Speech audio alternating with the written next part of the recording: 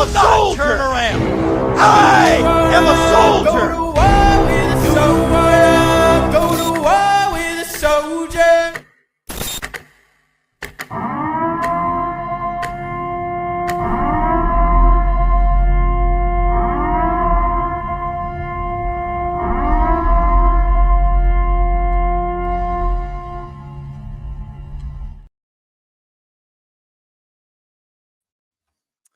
All right. How about that, man? That was one gets me every time. I love that intro. I tell you what, that will get your blood flowing because we are soldiers in the kingdom of Jesus, of God, baby. Oh man, what a time to be alive! What a time to have this incredible guest on. You guys already know how amazing and informative Mr. Juan Savin is. So Juan is going to be joining us here shortly. I believe he's on another call right now. So you guys are with me here for a few. And I'm going to go over some announcements. I got our verse of the night. I hopefully got you guys. Are we good? 5-5? Okay, you guys know your futures are very bright, okay? So I'm going to take those off now. I'm just getting the habit. That's like the new thing. The shades, right? The shades. All right. So, yes, 5-5. Awesome. I got Facebook, X, Rumble. Good to go. All right. Well, this is going to be a great show. Great show. And I rebuke any entities, demons right now in the name of Jesus. So guys, Juan is going to be joining us. Like I said, he's finishing up another, I don't know how many shows he does, but he's over in Asia right now. So we got to be very thankful for him coming on. This was very last minute. I just hit him up yesterday and said, hey man, I need you to come on and talk to my amazing audience because we're going to discuss what really went down with silver. I know that's one thing everyone's kind of silver and gold medals and what happened last week, but also moving forward, we're going to discuss a lot of things in regards to election fraud. I kind of want to hopefully get maybe an update on Tina Peters and more. And then I told him, I'm like, dude, 10 minutes at the end, we're getting Q&A. So hopefully it's a response like quick. And you guys, I can get like 2 or 3 questions in from you guys in the chat. So I'm going to go ahead and start us out. Guys, I have the verse for the night, but I couldn't get the less tabs I pull up, the better. So Mr. Jason requested one of our awesome helpers and admins or helpers in our Jeremiah 29:11. So I had it pulled up, but then I egged out because the more tabs I have open, obviously the slower things get, and I don't want to risk anything. So Jeremiah 29:11. Oh, there's Juan right there. Hold on. So Juan, give me 1 second, brother. Juan is here, my friends. All right. Well, I'm going to, guys, without further ado, let's bring Juan in. Juan, can you hear me? I can. How you doing, folks? Good, bro. How are you? Good. It's a beautiful day. Good. Well, I was just getting ready to start off with our verse and prayer real quick. So perfect timing, if you don't mind. Yeah. All right, cool. Well, I'm going to start. So the verse is Jeremiah 29:11. And that says, for I know the plans I have for you, declares the Lord, plans for welfare and not for evil, to give you a future and a hope. So obviously a phenomenal verse, guys, that I think we all can relate to right now. God is going to provide. God is providing, and you can see that right now with the restoration. So if you would join me in a launch off prayer, and then we'll hear from Mr. Juan himself. Father God, Heavenly Father, Yeshua, Holy Spirit, Father, I just thank you. Continue to thank you so much for this abundance that you're continuing to give us all. Even though the evil is becoming very clear to see, Father, you continue to shine the light. And I just ask that you continue to give us that hedge of protection. Continue to give us your wisdom. Fill us with the discernment, and most of all, your Holy Spirit. Holy Spirit, come into this stream tonight. Give us the words to say, the ears to hear, and give everybody just the opening of their heart and mind so we can all come together with unity, love, and the right information. We know that we're in an information war right now, Father, and deceiving and deception is the the enemy's tactics. So I just ask that you protect us and protect everyone watching from these tactics, and just guide us with the supernatural healing that only you can provide to endure the rest of this battle, whatever that may be, however long it may be. We thank you for choosing us to be warriors right now in your kingdom, to look the enemies in the eyes and say, enough is enough. We say this in the name of Yeshua, Jesus Christ. Amen. Amen. Wow. So you are in Asia, somewhere around the world, and this is beautiful. Yeah. Actually, it's a beautiful day out. Not a cloud in the sky. Yesterday was the same thing here in Tokyo, and just had a beautiful, moon overnight. Was just absolutely amazing. I enjoyed going out. One of the few cities probably in the world you can actually go out and for a walk at night, and I don't really think about it. So, Man, it was but nice. yeah. And you get out there in that cold, crisp, clear air, which there was here overnight, and even with the lights of the city, you could see the stars and all that. It was pretty spectacular. And then the moon, coming overhead. It was just a beautiful night. So, Yeah, I was gonna ask you what the weather's like there, but it looks like it's pretty nice. So well, of course, when you get a clear sky like that, it gets pretty nippy. So.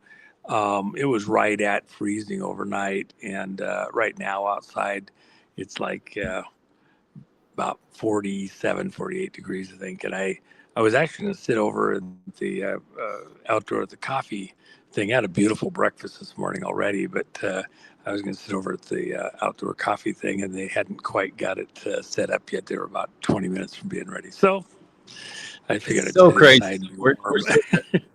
we're sitting over here. It's like 7 o'clock, whatever, and it's just crazy how the world works, man. I can't imagine being in your shoes and all these time zones and things you go through, man. But at least you get to experience that, Yeah, it's for me, I guess it's a little bit more normal because it's been that way for me for uh, long decades. So it's just the way it is, and harder for I think most of the women in the Yeah. audience would understand that it's hard to be on the move continuously, and it is easier if it's just one person. So, I'll try to plant her Yeah. someplace for a few days while I run all over the place and come back. But she doesn't want to. She wants to be with me, which is great. But Well, anyway, so real quick, I'm gonna real quick. I was doing an intro and I show the audience. One, I had your website here in a second, and then two, guys, I want to make sure everyone knows things. Obviously, information for right. You're gonna see some updates. JordanClark.shop, and then you go down about halfway. You'll see this the new JFK to 9/11 link is on there for the the show on Rumble. You guys got to watch that. It's unbelievable. 3.5 hours. Juan, I was telling you about that earlier. And then Verity Metals is on here, guys. Obviously, Juan has an amazing website with metals as well. He's very intelligent on that. So I just had some updates on here, guys. We can go over it later. But for crypto and everything else, go to my website. For Juan, I think it's still the same, right? Mr. Juan? Did we lose him?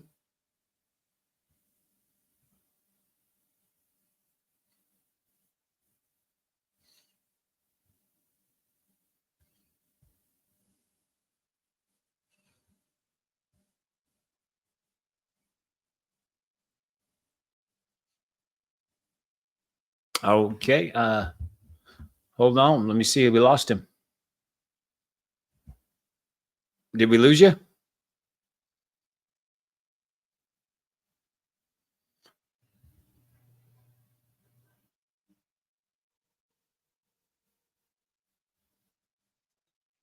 Wi-Fi. It did something like this yesterday. It was intermittent, so I'm calling you in without the Wi-Fi on. Oh, yeah.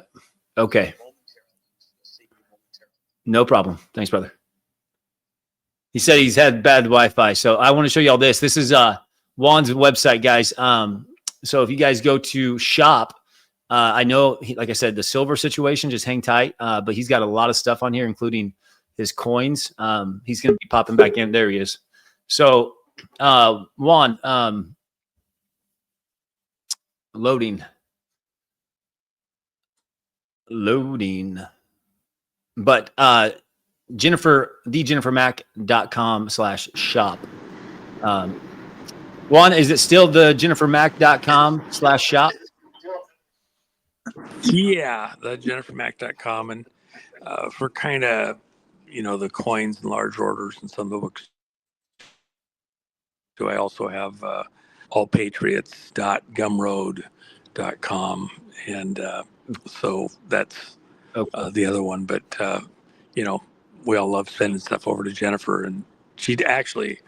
Yeah, this movement wouldn't be the same without Jennifer. I don't know if people fully appreciate that, but she does so much stuff that is not really known or understood in the background. And then I probably don't give her enough credit for a lot of the stuff that she does that I take credit for. So, well, it's a team effort, man. I can imagine. I know how hard it is, obviously, with content and just the back end of stuff to an extent, but I can't imagine, she has to do the website. She's got to do all the, keep up with everything. It's hard. So, but anyways, well, in fact, I was up early and she was up earlier. I think she was up our local time here at 3 a.m, just doing office stuff that had to be done. And, on the other side of the world. So, it's just it goes with the territory. So, and we have a meeting here today in Tokyo. Actually, we have a couple of them that she has, had to do preparation for. So, that I'm ready to go when I get into those meetings. And so she does a lot of stuff that makes it possible for me to be doing. It's one thing to have to know stuff and maybe run a meeting, etc.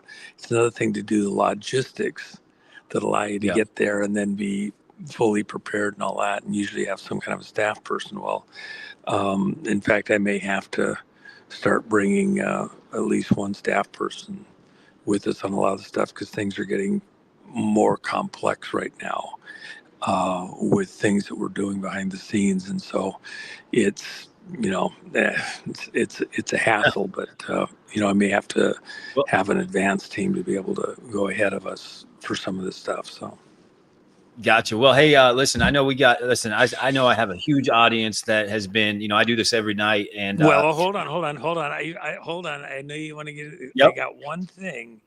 Yeah, before I forget it, because I'll forget about this. You were mentioning JFK to 9/11. And I think everybody within this audience and similar, it's really, really, really, really important to kind of keep in the forefront of our thoughts within this community that the turning point, the flip, the hinge moment within the capture, not just of America, but of the world by this globalista, if you will, was sealing the deal within this current kind of generation, that all hinged off and pivoted off of taking control from the presidency down through all the ranks with certain legal authorities. It's one thing to be a deep state and capture control of this institution or that institution, this business or this money printing entity, the judiciary, all sorts of things.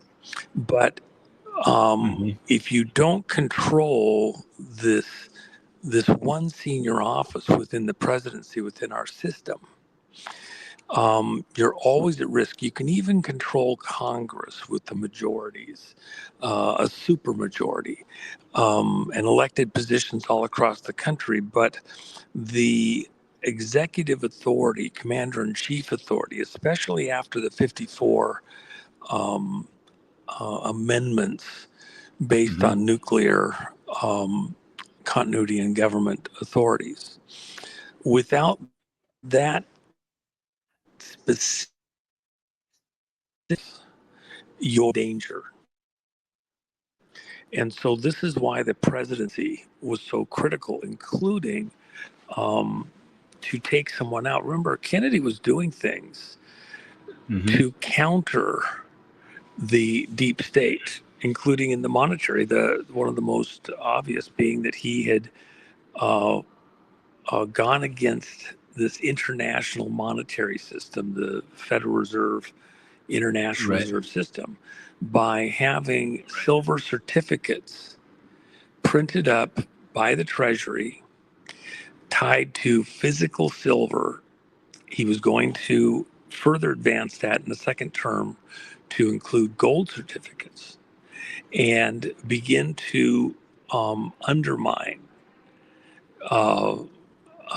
wash out the foundation for the Federal Reserve and the Federal Reserve notes, and this paying interest to an international body to, print money and perpetually increase the debt of the American people and taxes to be paid. By the way, one thing that most people don't know, the Grace Commission, I'm going somewhere, but let me diverge for half a second. The Grace Commission under President Reagan looked at the infernal income tax system and determined that no money paid in taxes to the Internal Revenue Service were going to do anything. They were just servicing the debt, this imaginary, fictitious debt that was owed on the paper money that was being printed by the Federal Reserve. And that was absolutely shocking in that era for those that understood what they were reading. That it was only with the expansion of debt that the federal government was doing anything, buy a new submarine, go to the Federal Reserve, have them print more money. Do a social problem, go to the Federal Reserve, have them print money that we owe interest on. And then if you go to the Constitution, and this is part of what was pointed out during congressional testimony and things like that, the Federal Reserve, even at that time during the Reagan administration, and President Reagan was trying to push this point, was operating and in play extra constitutionally. At the time that it was voted into existence, the political will of the people in office did not exist to overturn the Federal Reserve legislation that created them. Yet everybody knew at the time that it wasn't constitutional. The Constitution outlines that money is gold and silver coin minted by the Treasury. And you couldn't have anything else than that constitutionally. And yet here you had this agency that was put into power and captured. These are pirates that bought off politicians, put them into power. And then even that was done, when nobody else was around during, the lead up to a Christmas recess. It was a big racket, a big fraud. Okay. And by the way, the Collier brothers, who looked at the voting irregularities, etc., they were friends back in the 80s and early 90s. And they were doing absolutely amazing work. Their book, Vote Scam, is amazing. And by the way, the other video you should have everybody watch is I need to update video. You go ahead. I'm sorry. No, I need to update you, man. Like where I'm at with, because I do this every night with my audience. You know this. I do a show every night, 2 a day, and I'm by myself. Like you're literally one of my only guests. I don't go begging for guests, but I love to have you on. And I just want to update you where I'm at with them. And by the way, I've only watched 30 minutes of this. Last night I started this, and I had 2 people in my crypto collective community watch it in 3 hours. It's pretty long, but the first 30 minutes, mind blowing. But I wanted to update you on where I'm at with, everything in regards to the audience and what I'm discussing. So I want to come back to kind of what you're saying on this Rumble thing video, but we are at this point now where we know, and I think a lot of people are waking up to this Federal Reserve system, the central banking cartel that obviously is around the world. And we're seeing the manipulation of, numbers, whether it's through silver, and pretty much everything's an illusion. Everything's been a lie. They manipulate the numbers. They always have, whether it's jobs, whether it's the inflation, so we're kind of at that point, and we realize that we have a parallel system playing out with Trump's, ERS tariffs. Then you have the Federal Reserve System, which is being exposed. Just lost him. So I'm just trying to get him updated to where we're at, guys, as an audience, so he knows, what, because I want to talk about this. The first 30 minutes of this incredible documentary is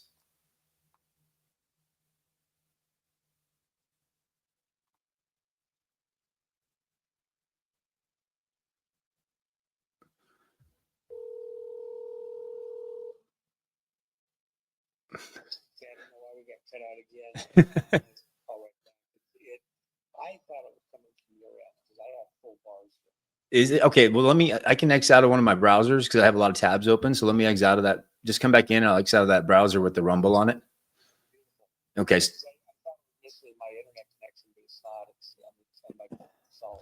I figured it was that. So I'll exit out of that. Okay. All right, guys. So I'm going to exit out of this Chrome browser. It has literally all my tabs open, but oh well, it's gone. Okay. No more screen share. Can't lose Juan. So hopefully he's going to come back on here. But guys, as I was saying, when you start this documentary and you watch the first 30 minutes, it goes back to, this is about like Juan. I'm going to let Juan explain it here in a second. Give me 1 second, Juan. Give me 1 second, brother. I'm ending my task so we don't have anything running. Okay. It says I have nothing. Okay. Cool. So are you there, Juan?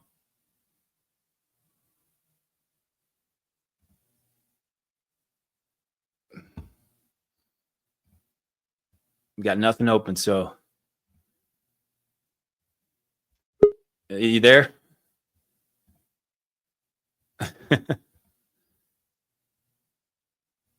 Give me Juan.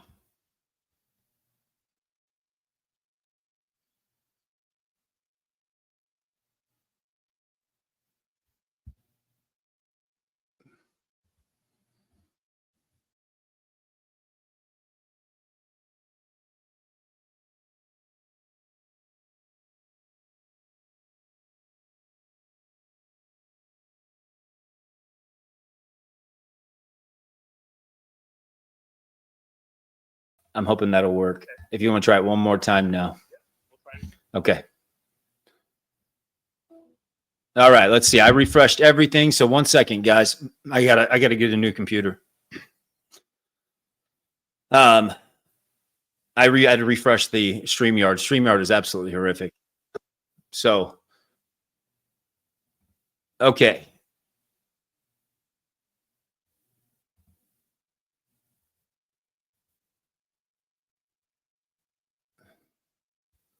I don't know why it's doing this on it's.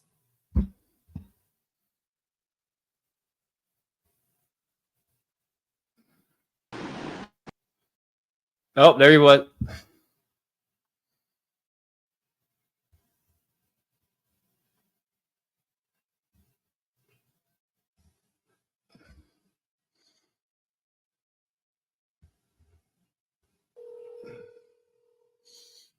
Oh, there you are. Okay. Okay. I'm not saying we're good. We're good. We're good. We're good. Oh, Okay. okay. We're good. Okay. All right. I'm over here like, no, we got it. Can you hear me? I Can you hear me? can. Okay.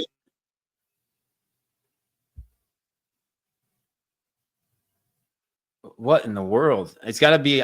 Maybe that Wi-Fi back on. I have everything out. So With you're breaking up, my man. when I was kids, we Okay. had the Brad readers. So. There you are. Can you hear me? Yeah, yeah. Oh, okay. Well, you're lagging, or I don't know I'm if in an it's. excellent position. I've got fantastic. I don't I'm know going to then. tell you, I've got excellent connection here myself. Well, let's try this. I X'd out of everything on my computer, shut everything down. So, I'm gonna let you. So, what I was saying is Okay.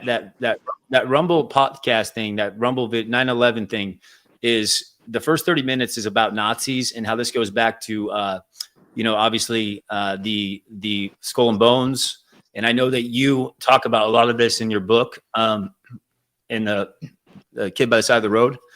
And that's what I try to help people with, and understanding the bloodlines, the families, the spiritual war that we're in, and how the presidents before Trump all are part of what you were kind of talking about. That position where they have to be in this, society. And JFK did talk about it. Yep. So yeah, go ahead. Well, the one thing I wanted to bring this full circle with, Mm-hmm. if you don't have an advocate like Trump who is willing to wield that power, and we've had a number of presidents that were on the wrong side or that Mm-hmm. were afraid to, power's only good if you use it, if you exercise it. If you have the authority but you won't exercise it, it's useless to you. It's wasted on you.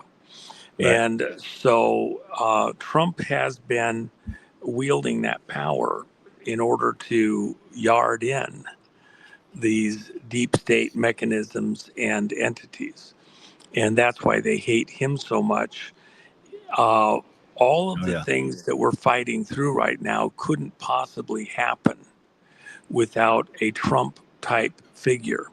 And so, for example, I just was on a very long call with people in legal stuff that I have going, Uh-huh. and part of the issue was law firms are afraid to go in against the existing machine because Oh. judges will, you know, just for bringing something, they won't get favor on the next case. The judge will find a reason to go after them.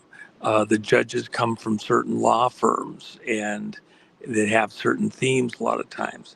And if you're part of something that's going against the law firm they came from or where they tend to go in the future, certain principles, they'll find a way and you won't be able to do it. In fact, if you go to the Godfather movie, one of the interesting things in there where the other families were so upset with the Godfather was he wasn't, they had their politicians, they had their unions, but Mm-hmm. he had the judges and he wasn't sharing the judges with the other Is this why families. Trump talks about Godfather and Q and that? I mean, but Trump specifically Absolutely. always says Al Capone. Absolutely, because the judges are so much of a key. Look at what's going on in the election stuff.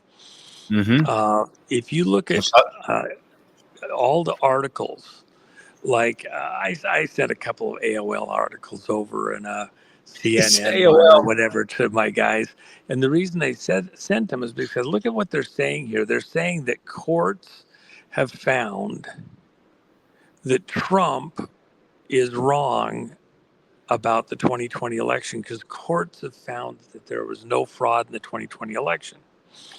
Uh, talking about the Georgia thing, well, he's just wrong.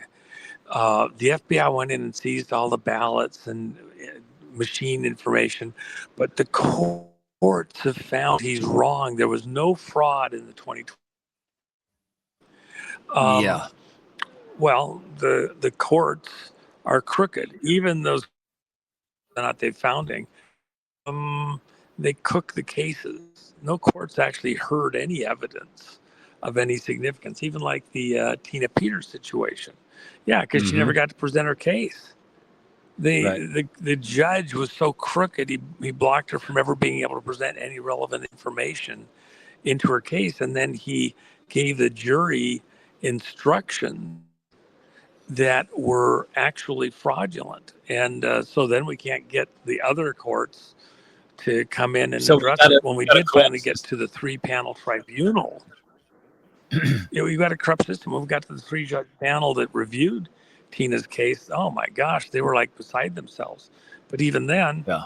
how long before we get around? It's just So it's maddening. But the point I wanted to make, just a real quick point, yep, go ahead. that at, at, at the point that these globalista were able to secure the position of the presidency, from that point forward, all the way to 9/11 and beyond, Mm-hmm. you virtually didn't have a point of ingress to thwart or stop these people. And even Reagan was inadequate to the task because he wasn't able to move the Reagan Revolution far enough from rhetoric to actual action. And even there, you had George Bush Sr., Yep. who was doing things behind Reagan's back.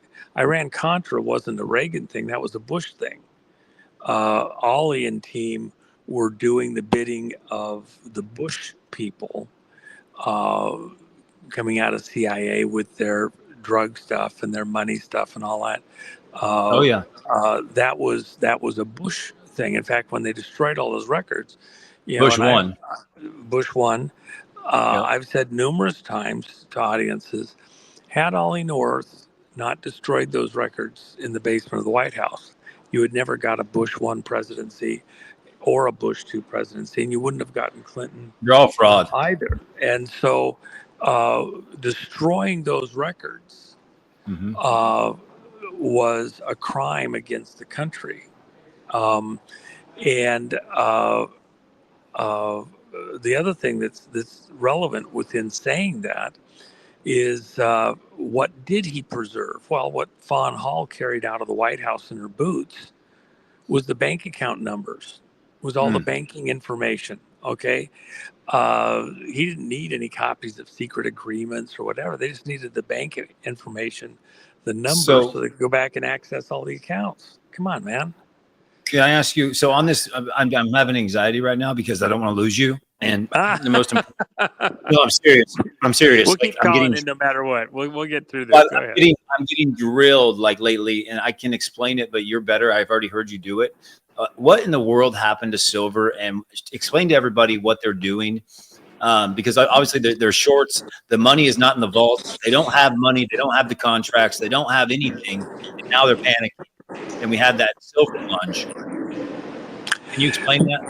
Yeah, in the simplest possible terms. I'm not trying to oversimplify something that's actually fairly complex, but I think Go. for the sake of the audience, Mm-hmm. the easiest,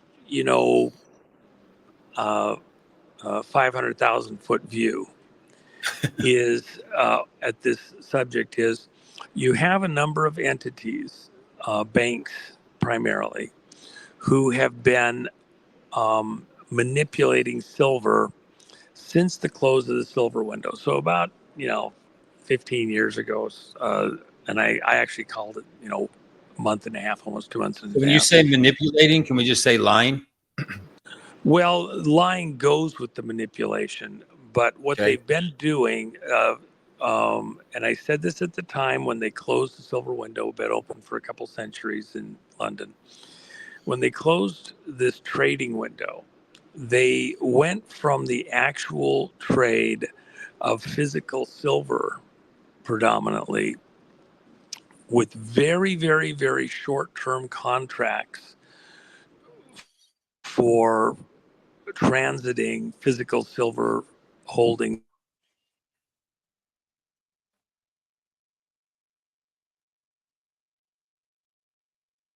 Hold on 1 second, brother. Hold on. You're in and out. Did you have a call come in? You might have had a call come in. I promise you, I You have a come out call? of silver on such and so a date. Hey, hold on. Hold on. Did you have a call?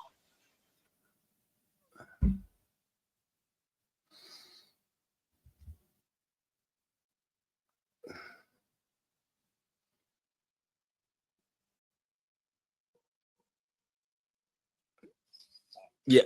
I don't know where we lost you. Is the Wi-Fi normally good? If it is, maybe try the Wi-Fi again. Because I turned off everything on my end, so I don't.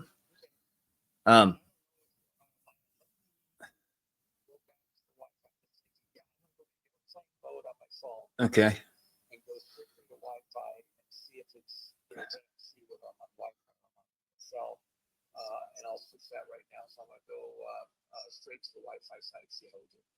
Okay. Yeah, I don't remember where you left off, so we'll just. Okay. All right.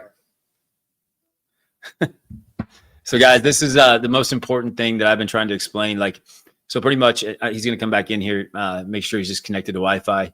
But guys, everything's a lie. Like, the numbers are a lie. They lie about the job numbers. They lie about inflation. They lie about everything. They have for years. And now what happened is a lot of these bigger entities, like he said, they made contracts, paper contracts, shorts. So they sold people all this silver over the years, but didn't have the silver, just like the gold. And money has no value, and they don't have dollars like you think they do in the vaults. It's all an illusion. So we had end of the month where a bunch of these larger entities had to come in and cover their butt, and they did it illegally, and people helped them. And what they did is they took their money out of the assets they were, invested in, like crypto, gold, silver. But also you have to think too, there's a new chairman nominee. So Warsh comes in. So you have a lot of fear from these big investment companies, right? Right at the end of the month. So I'm going to kind of let Juan here. He's back. So Lord Jesus, please let us connect and bring everything to surface and let Juan speak, Lord. I rebuke any enemy, any entity. In Jesus' name. All right. I rebuke any enemies. So I don't remember where you left off, but I'll figure it out. We will not go quietly into the night. We've done this before, man. I'll hold the what I was right saying here. is that from the 500,000 foot view, these people, yeah. Well, I turned off my cell phone side, and now guaranteeing that we're on the Wi-Fi side and see how that holds up. So maybe it was on cell phone the whole time. It was intermittent. If you have to go audio anyway, only, bro, from the 500,000 foot view. Well, let's see. I don't think it'll make a difference. I've got great bars, so let's see what happens. Okay. From the 500,000 foot view, if you look at the silver stuff, what they were doing was every time you had more buyers show up to buy silver, they would sift in more paper delivery contracts and extend the time for delivery. And most people had no clue. Banks trading with banks. So it made it artificially look like there was more silver available, supply and demand, than was actually true. In the meantime, two things were sucking down actual physical silver availability. Number one, silver is an industrial metal, so it's used in all kinds of manufacturing. By keeping the price of silver artificially low, it favors chip manufacturers. It favors the semiconductor industry. It favors certain types of industry that uses silver heavily, the solar panels, etc. It also disfavors American production of silver.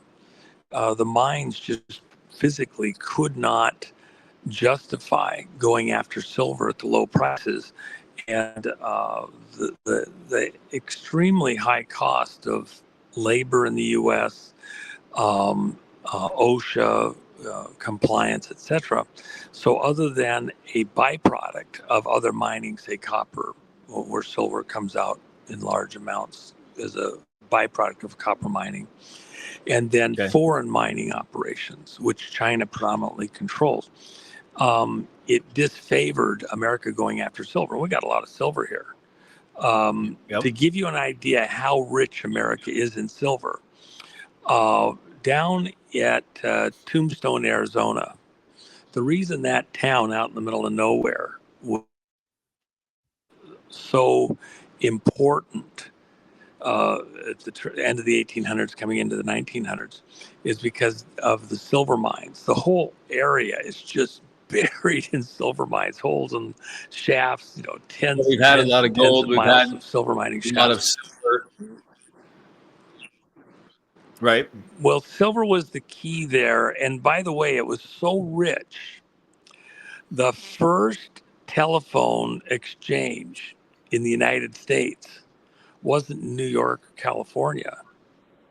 It was at Tombstone, Arizona, in that area, from all of the silver mining people and groups that needed to communicate as they were pulling the silver out and sending it around the country. It was a very big deal.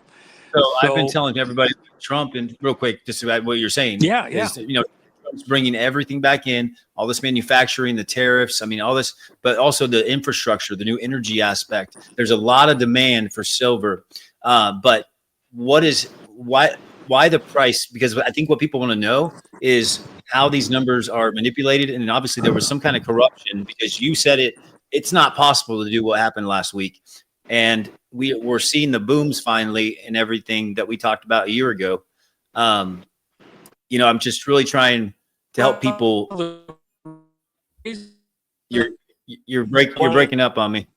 Give that little bit of background so you have okay, let me just try a different location here. The reason that I wanted to give that little bit of background, it's like painting. Well, you got to get the clouds and the sunset in first before you put the stuff in the foreground, the trees and the terrain like that. So it's actually very important to get an understanding of these basics before you get to the main event. By sifting in huge amounts of silver silver paper, you then expanded this fake silver reality into the real world, as though it was real, but it's not. Fake silver won't build solar panels, won't run microchips, but keeping the price of silver artificially low favors those people in those industries. Now that that was being exposed, and the price had been rising since late in 2023. I literally, when I brought out the silver coin that Jen and I had, the day that we released it was the low point in silver. The march up, when you look at the charts, began literally that day, and have continued steadily up since then. The problem was came full tilt during October, November. And so, plus the Trump administration behind the scenes, Besant over at Treasury and that whole group, had essentially made the forays into the banking community, considering concerning their actions to try to manipulate silver prices, both domestically and in foreign locations. And the tariffs, remember, silver coming into the United States gets hit with the tariff also. And the idea is to encourage the mining to turn back on in America on silver. And so we have domestic supply available. As Trump turns on industry, manufacturing in the U.S., silver is one of the key strategic metals, including not just militarily. And remember, we're turning on the military production to, and there's a reason for this. I mean, I'm an anti-war guy, become more so over the years. However, how do you stop Russia? Well, hold on. How do we stop Russia and China and all these other groups, including Ukraine, from Mm-hmm. manufacturing all these military items and sending them out to the world and then getting paid big money to do so. Well, Control the we become manufacturing. we control the manufacturing. So when Trump does a deal, say in Saudi Arabia, who's looking at pricing oil in BRICS money, Mm-hmm. Brazil, Russia, India, China, Yep. we get them to do an arms deal with us. And then, by the way, as they're paying for it, they got to use dollars from oil. And we get them to agree that they're not going to use BRICS coin Yep. to pay for oil in the transit, that we're going to provide the military protection for the safe transit of energy across the planet, oil. Um, and then we go to next door to Qatar and do an even bigger deal. What did Trump do? He guarantees they're not buying Chinese, they're not buying Russian, they're not buying Yugoslavian or whatever. They're buying from Yeah. America. And then their foreign policy has to be in alignment with our foreign policy, not just for a couple days or a decade. Those systems that they're buying are going to be in place for 30 years. The training, the spare parts, the actual weapons themselves. If they go attack Israel, they go do whatever in the Yep. region. We just cut off the arms supply to them, the spare parts, the That's what Trump's maintenance. really doing right now with Cuba, and I keep telling people he's choking them out, and they're trying to start war. But Well, you know, I guess again, go ahead. then the next thing that comes into that whole equation is silver is a key strategic component for Mm-hmm. that manufacturing that is going to move back home. Well, the other component in here, China's been fighting us with arms and with, all sorts of mischief. Yep. But the silver markets are a key part of that. Who are they really working with behind the scenes? China has been working with the Globalista run Yep. through the banks in the city of London. You Okay. say China, who are you referring to? Because it's not she. I'm talking about the military machine is Yep. actually just an extension of these globalists running out of the city of London, the Davos crowd. Yeah, but for our Okay. audience, so help me out because I say this too, and you can answer it better than me. So Mhm. I refer to China a lot, and we all do because it's so big, and they wanted to make China the command center for their one world order. But so it's the CCP and the invisible enemy. I say, not President Xi. Right? Right. This is a really important point. It's worth dwelling on for a moment, Okay. doing this mental gymnastics. You're living a James Bond movie. You're living Our Man Flint movie. And it's not it's Spectre. Well, who's Spectre? Who's the organization? Who's actually doing it? Um, uh, in the case of China, they're being run like a branch office from the Davos crowd. Any Yep. theater that you see to make it look like they're opposing China or whatever, bullshit. Look at their actions. They speak louder than words. It's a team effort. And in Yep. all of this, America is in the way, or was at least partially in the way, in completing that. Trump is this guy that's kind of leading this thing. And I'll use this as an example. A number of years ago, well before Trump, I was this is back when the silver thing started. And so I was briefing some folks. It was in the aftermath of Benghazi and like that. And the folks that were asking the questions, they were all actually very much so focused on China. This was in a military intelligence setting. And they were just totally fixated on China. And, it was like I farted in the room or something in this particular setting when I says, but it's not China. You keep, all of your eyes are, the attention's on China, but look at the actions by the Brits. Look at the actions out of London. Look at the Davos crowd, the secret handshake crowd. If Kennedy Yep. was here right now, he'd tell you China isn't the problem. It's the people running China, and here's the guys that are doing it. That's And it'd be exactly that what I was referring to. Yes. CFR crowd. It would be that, and it's not just one. It's like Spectre in the James Bond series. Um, Ian Fleming understood this. He was an intelligence operative in World War II. When he writes what he writes concerning a global system that's like an exchange, it's the criminal side of a politicized monster. It literally is the Davos CFR. Yeah, look what just happened for our audience. What Family. happened to Davos, right? How amazing was that? So you're watching a crowd that it's Hydra. They're all working together. Let me add something for your crowd that I think is relevant. I mentioned this over the last couple days. Mhm. There is, for example, and let me say it not as a fact but as a question, but it is a fact as far as I'm concerned. Here within the electioneering, the people that have been putting the machines out and the fake ballots printed in China, by the way. The people behind that, a number of them have tattoos of, it's called a screaming pope. And they had them long before it was popular. Okay. And this screaming pope tattoo has a certain symbology to it.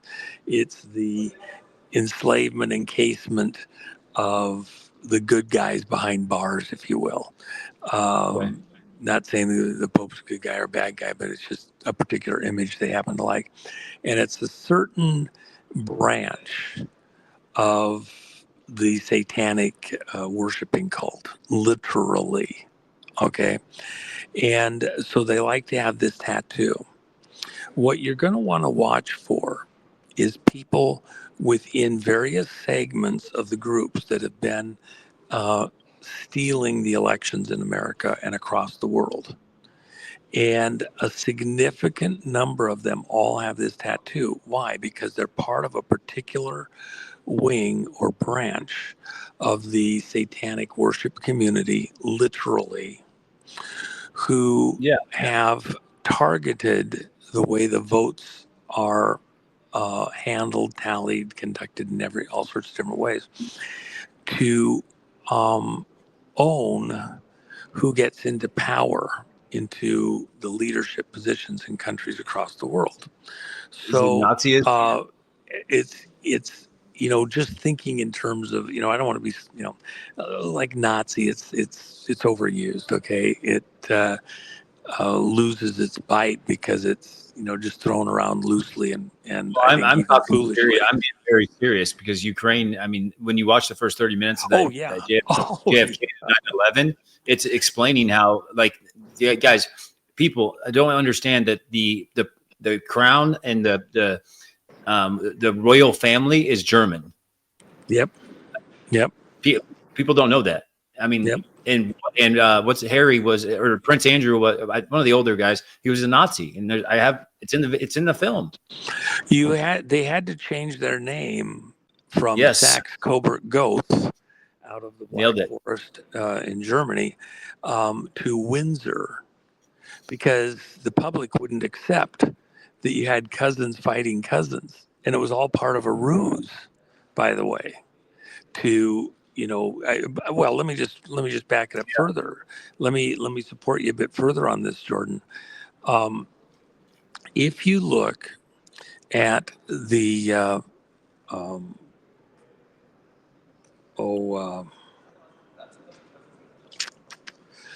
the Masons and the father of Freemasonry in America,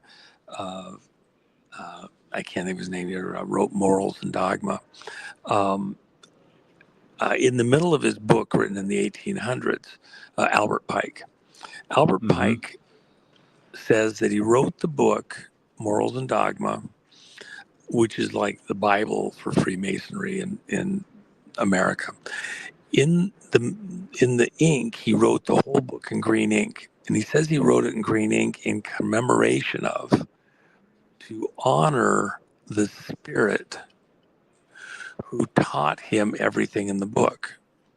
Well, the spirit was green. Yeah, one of the images of Satan, Lucifer, the devil, is as the green man. Green because he hid amongst the green leaves of the garden, waiting for the opportune moment to approach Eve. And so he's called the Green Man. And so Pike wrote the book, Morals and Dogma, concerning Freemasonry in green ink, because he was taught everything he wrote, according to him, by this spirit. And in the middle of the book, the point that he raises is, first of all, he says, let no man be confused, okay? The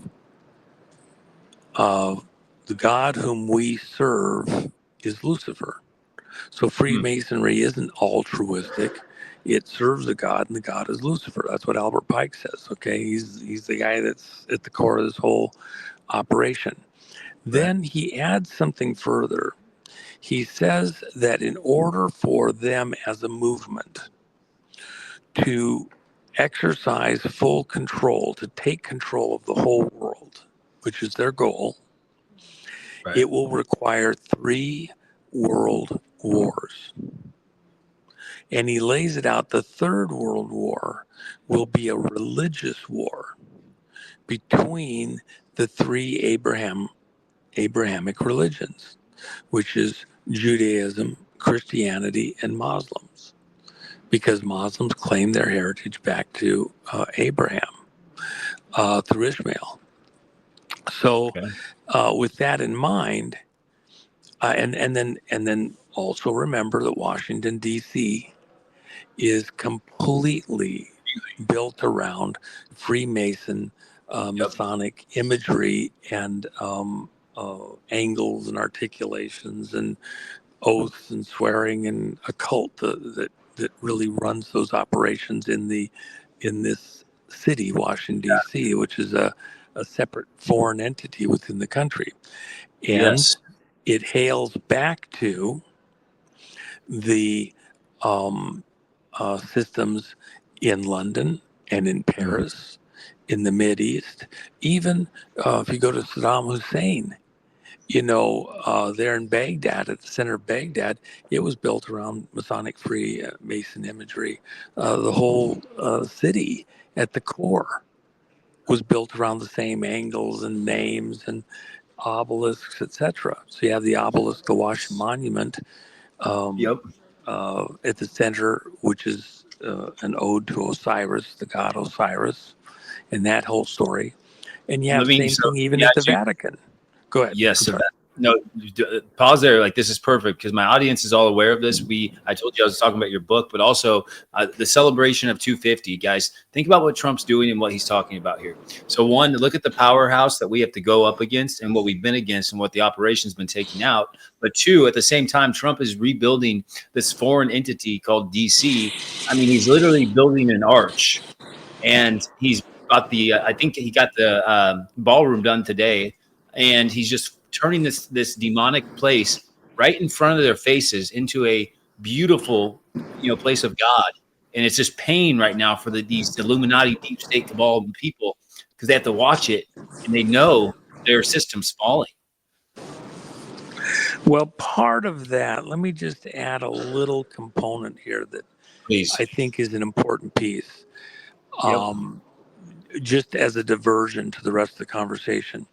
Ultimately, I believe that we won't be operating primarily out of DC. For some reason, it's certainly open to conjecture and question, etc. Trump began the big march back when he had the Army's 250th anniversary, had the huge military parade with all the classic imagery going all the way back to the beginning of the Army prior to the Constitution being ratified. And then he did something immediately afterwards. He put 2 flags on the White House front lawn uh, to either side, and planted the flag in a very Mount Suribachi type symbology. He then did something really, really bizarre. Uh, After the military parade, after all the citizens showed up, he put security fencing around the White House right after he put the flags up. Why? Was he afraid that the American people were going to come try to take over the White House? It was purely symbolic. Are you talking about this And year? Here? in 2025, right after the parade, days later, he has the flags put up, and then Yep. almost immediately after the flags go up on either side of the White House front lawn, we're here, we've conquered, American people are back landed. He put security fencing around the White House. But it wasn't only at the White House. And this goes for all you silver stackers and everybody else. Pay attention. Mm-hmm.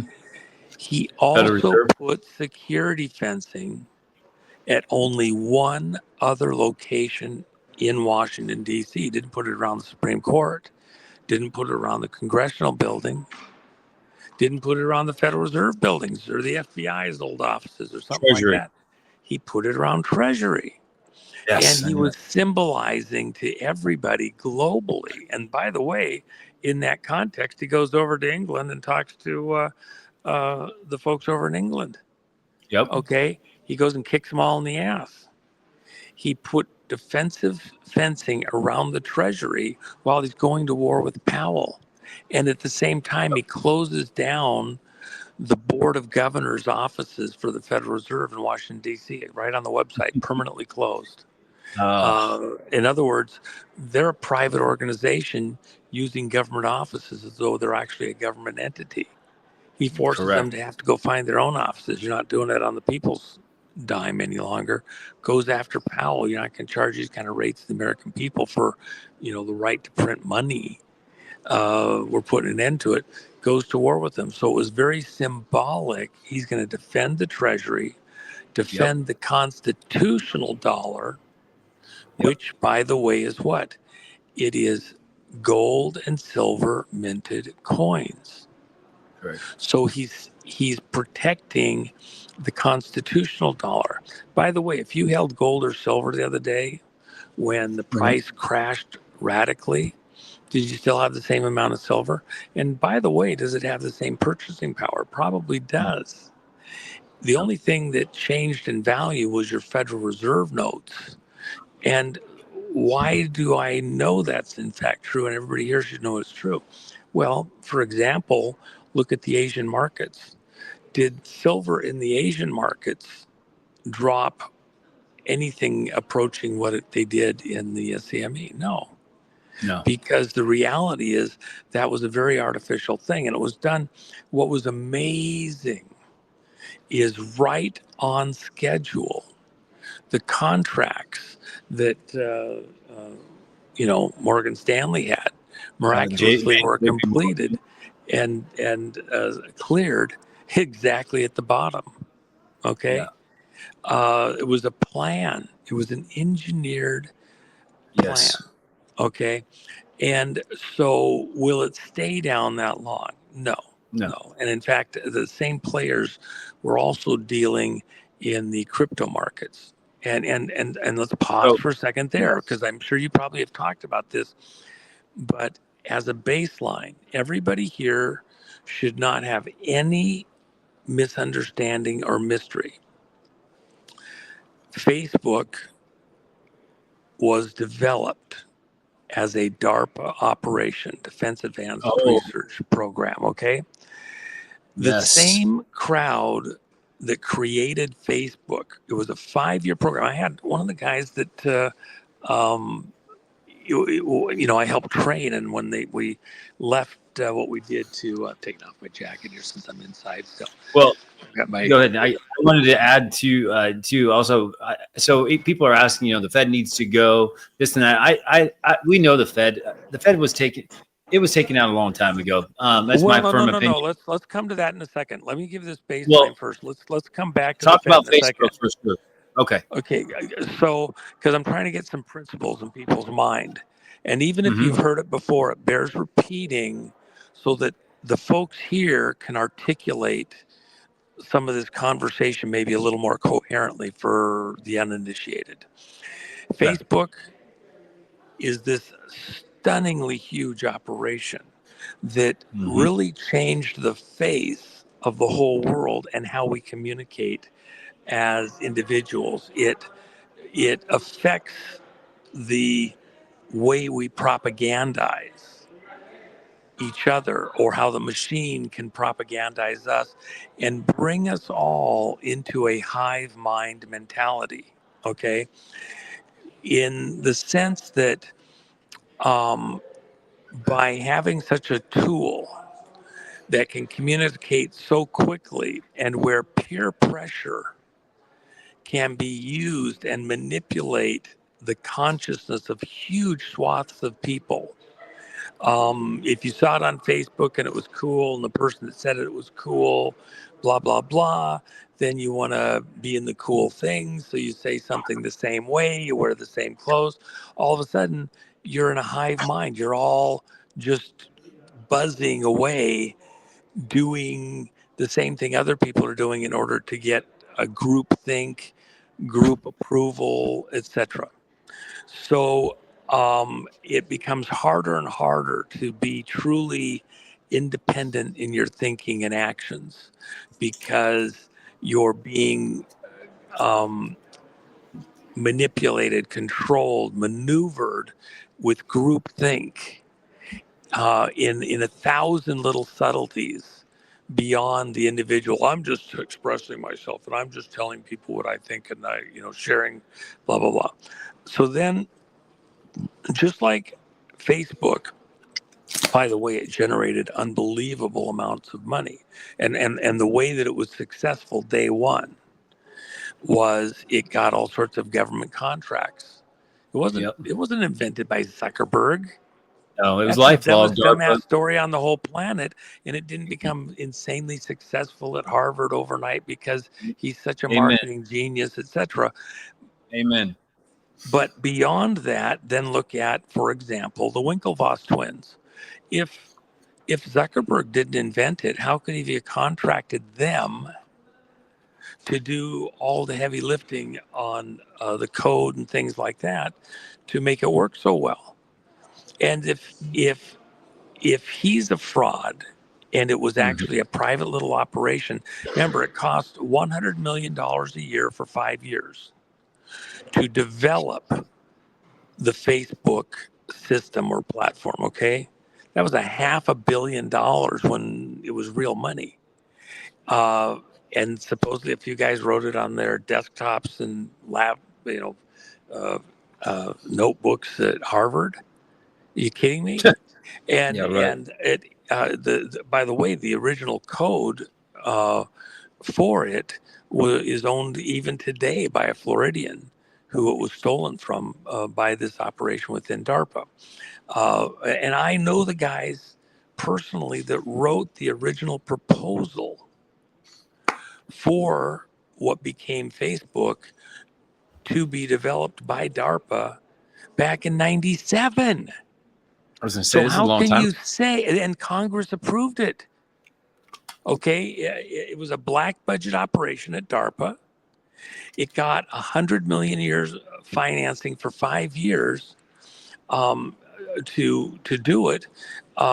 The proposal was written and rewritten a couple different times till it was approved, and then when it was released, by the way, it was released with satanic precision, another cult operation.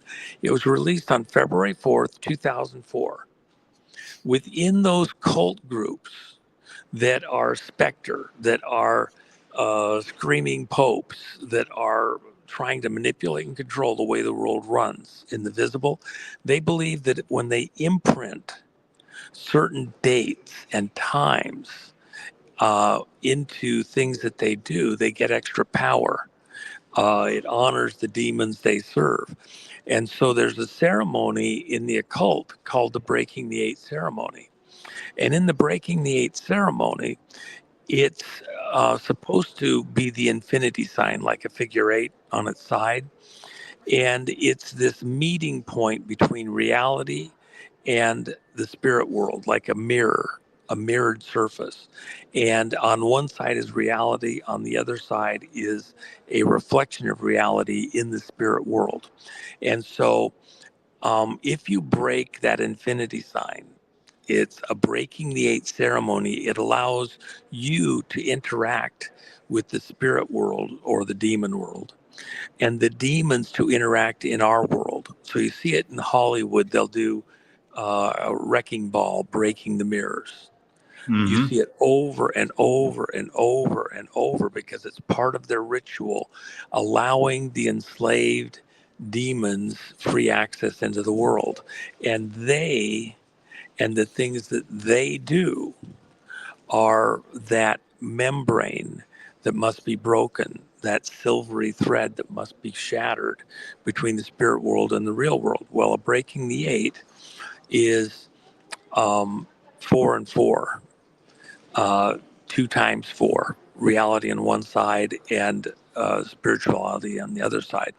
And Okay. so that's the eight. So you break the eight or the infinity sign into its two components, and the two can cross over. So So Facebook's not February good. 4th, 2004 is a Mm-hmm. double eight. February 4, 24, Mm-hmm. 2004, 24. In the way that they think and like to imprint things that they do with symbolic numbers, that's it. And then the trade of going from LifeLog, which was the DARPA operation, Yeah. into Facebook was done at noon on that day. The corporate entity switched from one to the other uh, at high noon.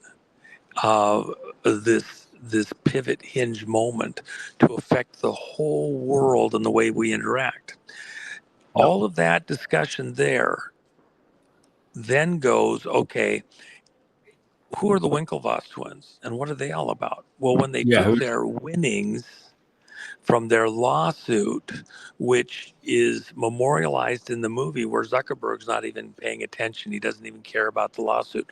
Why doesn't he care? Because he knows what the outcome is. It was all a ruse to bleed off a bunch of money because Facebook had become so wildly profitable. To do Mm-hmm. it, you have to account for the money somehow. Zuckerberg couldn't just give him a bunch of money. He had to have the illusion of reality. He pays off the Winklevoss twins an undisclosed amount of money, and then they go out and become huge investors in what? Bitcoin, Oh, which is also a DARPA operation. keep going. Yes, this is so important. So, I have a community of 800 people alone in my crypto community. Like, yeah, this is so important. well, this is critical for everybody to understand. Look, how are you going to win in a rigged system, a rigged market, if you at least don't know the basics of who's doing the rigging and what their ultimate goal is? Now, if you understand that, now maybe you can get ahead in a rigged market, anticipate next moves, and be on the winning side of the equation as opposed to yourself just getting frauded. Okay. So Mm-hmm. um, the whole crypto operation, Satoshi, everything, it it it's a racket. Okay, they Bitcoin back. wanted they Bitcoin back in early wanted 2000s. they wanted to control into the monetary systems the next iteration of how we determine what is money as a medium of exchange between people. And you have to kind of understand the context.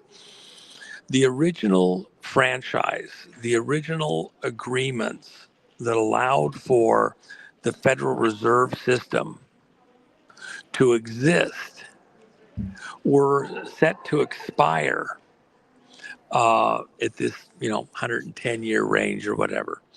And so when they were getting ready to expire, the people behind the scenes had to have the next thing coming into play, which was going to be the digital, which was going to be the crypto.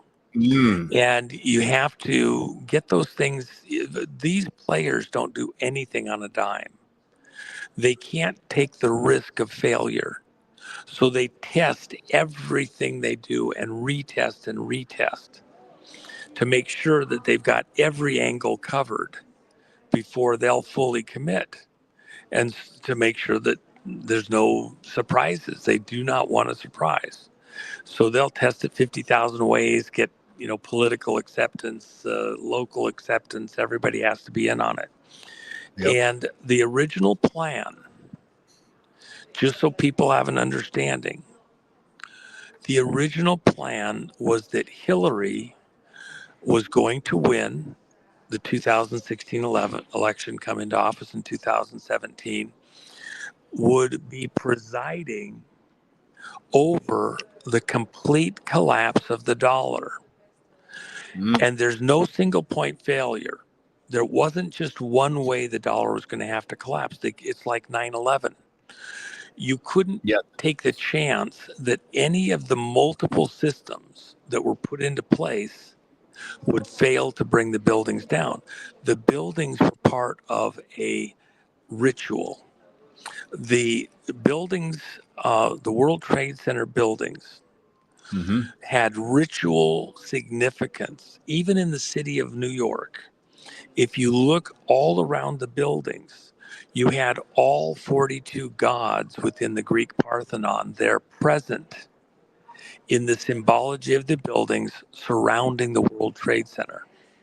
So, for example, you had the Bull of Wall Street. The bull, Taurus the bull, the symbology is that this bull fell from heaven and suddenly appears on the earth and then is rampaging and destroying everything. And it's the tale of Gilgamesh. And then Gilgamesh, this god king man, takes on the bull, but he's unable to defeat it by himself. And then another neighboring king, less powerful, who was a enemy of Gilgamesh, if you will, they team up together to take on this bull, and Gilgamesh is then able to get the victory and conquer the bull before it destroys the world. So she really did go after Gilgamesh's tomb. Wow. Well, you have to understand what Hillary's role was. They were going to destroy the dollar. Yep.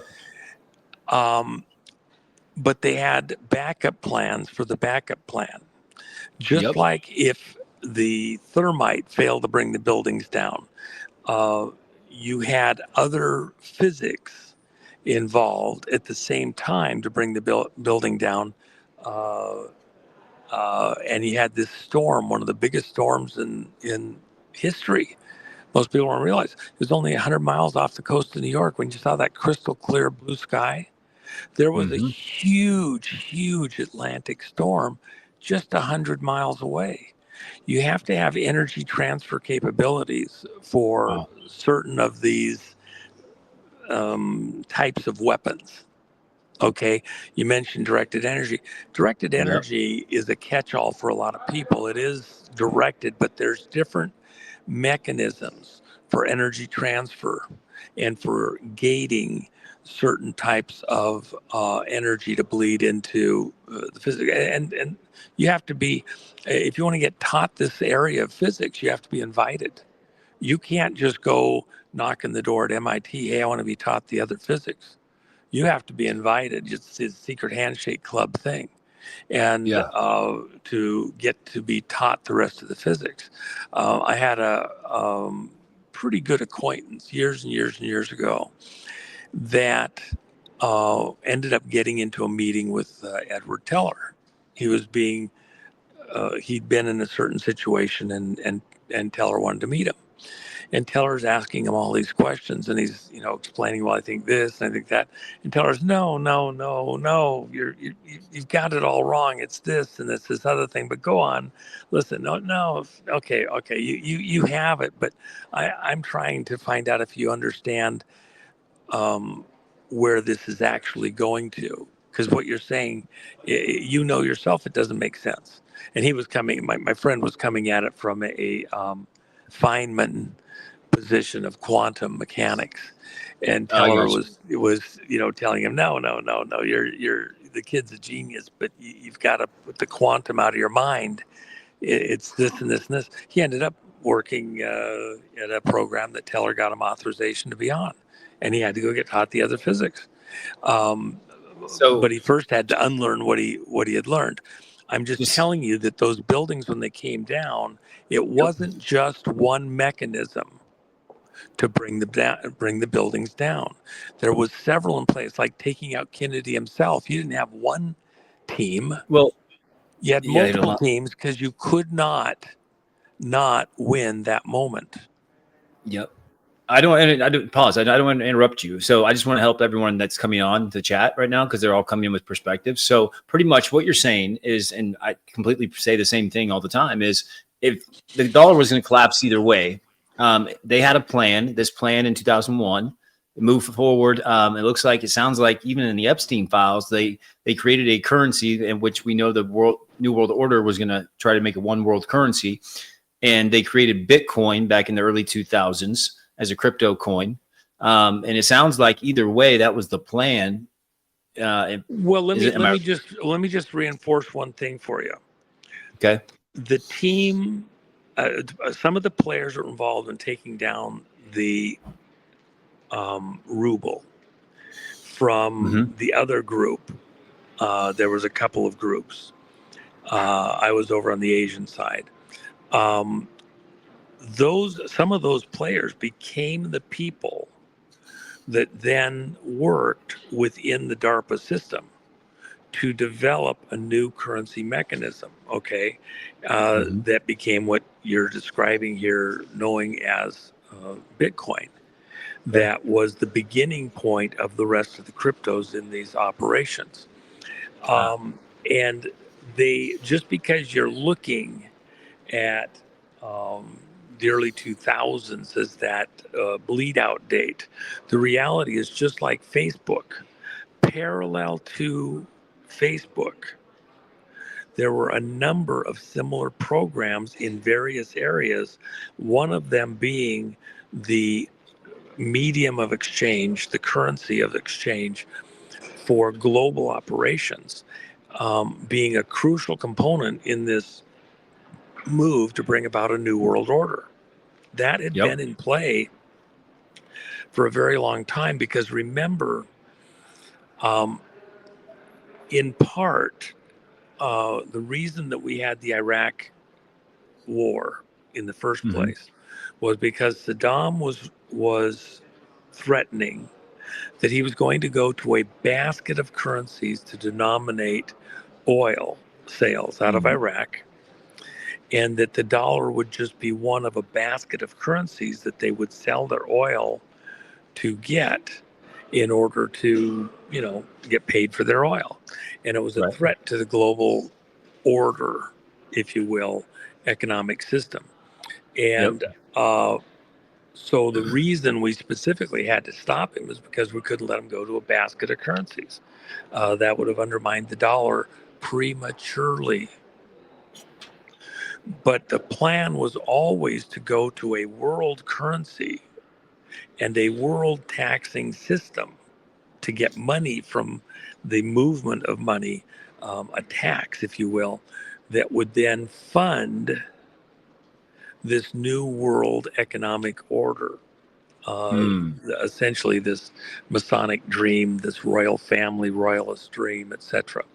And the core of that, by the way, out of the City of London, out of the banks at the City of London, which is the financial center of the planet, 100 banks, they call it the square mile. It's the old Roman city, and this is really actually not a minor point. The old Roman city within the city of London proper has a rock wall. It's still there today. You see whole sections of it all around this inner city. And that was the Roman city. All of the banks are centered in that Roman city. That's why you have like a Club of Rome. Uh, and they handle a lot of the financial transactions in a very ancient sense, and the royal families from that. Gotcha. It's hidden in plain sight. And to give you an idea of scale and importance of that city within the city of London, when the Queen was alive, Queen Elizabeth, and royals before her, and I'm sure Charles since, but I haven't seen it. They don't want to be so demonstrative while we're all paying attention. But the Queen, during her entire reign, once a year was required to come to the gate of the city of London, where all the 100 biggest banks in the world are located. Come to the gate, present herself to the Lord Mayor of London. Here she is, this monarch over the Commonwealth world. Okay, not just England, but the whole Commonwealth, Dominion countries. She gets to the gate. She must remove her shoes. So she's stepping onto holy ground. She removes her shoes from her privileged, pampered tootsies, uh, immaculately trimmed toenails and massaged toesies. And then she has to walk barefoot inside the gate, present herself to the mayor of the city of London, curtsy and bow, kiss the ring. Who's the real power in this world? Obviously, the mayor. And then she doesn't even turn her back on him. She must back up facing him. Okay? Before she can put her shoes back on, is helped back to her carriage and goes back home, right? She's showing deference to the true power. And that was the Rothschild city. But beyond even the Rothschilds, and people get hung up on this all the time, and they're Jewish and they're this, that. Yeah. The reality is they're the visible side of a much more powerful organization. Okay? They're just one component of something that's far bigger, far more powerful even than any visible component. The ones you don't know about, that you don't see, are far more powerful. The gray man and that whole thing. Say again? Who are they called then? We know about 13 families. We know about all these people that central bankers. How they came. Again, even within the various families, this is why I mentioned, like, for example, Spectre. You're seeing arms and tentacles of the octopus. At the end of the day, who do they all commonly worship? You talk about the Masons right there in the middle of Albert Pike's book. The God whom we serve is Lucifer. The Green Man goes by 1,000 different names. Who are these electioneering people serving? A bunch of them have tattoos from a wing of a satanic cult group, which use that imagery, the screaming Pope, as their particular brand, like Ford versus Chevrolet versus Pontiac versus Hyundai. They're their own wing of the manufacturing businesses, right? So they're all engaged in this common task of moving the world to a new world order. Now, let me come back for a second, because I want to, for your specific audience, I want them to kind of think about a couple of things so they have a context. Because at the end of the day, they want to. The reason they're here, they want to do lucrative trades, make a buck, be able to survive what's coming, have a little piece of the action, so they have wherewithal to take care of their family, their friends, the world, anticipating what these people are trying to do in the world, and be ahead of it, make a buck on the way. I actually think it's a noble cause. Are you talking about the audience? Your audience, yeah. Well, So yeah, now no, this is pause, okay. amazing So now because let me help him with something else. yep, What was the plan that was in play before Trump got here? And is the plan broken? Are there pieces of it that are still viable? Are they still trying to get back on a path and continue with their plan? Or has Trump so bashed it in full of holes that they'll never pull it off? And even if he did mess it up, what would be their plan? Are they going to come up with a whole new plan, or are they going to try and patch it back together again and continue on? Do they have a backup for their backup? If a guy like Trump shows up, if space aliens land, if the sun has a sunspot, what's the bad guy's plan? And do they still think they can win using that plan or some form of it? Did they have a backup for the backup if anything went wrong? I'm telling you, they did. So I'm yep, trying to help your people understand what was yep, the original plan? Where have we screwed them up? What are they still planning on doing to try and resurrect their plan, breathe life into it, and continue to the end? If you know those things, you can get ahead of this somewhat and help either to break it completely so it doesn't come back and bite us in the ass, yep. or at least be in a position to get some advantage on it, knowing where they're going to pivot to. So that's why I'm trying to give you these details so that they No, can kind of understand what the plan was, where it's messed up, yes, what's not messed up yet, and how both sides have to fight this through. It's like we had multiple chessboards. okay, Yeah, I call it 5D chess. yep, If you had 5 boards, only 3 of them are visible to the public.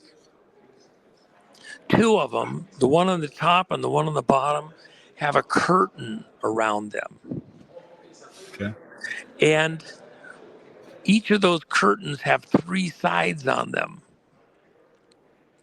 And the problem is that I can see my curtain. The other guy can only a little bit, maybe with a sheer or something, barely see his players in there, but it's obscured to the other side. He can see the 3 boards in the middle too. And then the other one, I can't quite see through the sheer. It's a little bit opaque, but my opponent can see clearly. That's my hidden players. He has his hidden players. And so in this 5D chess game,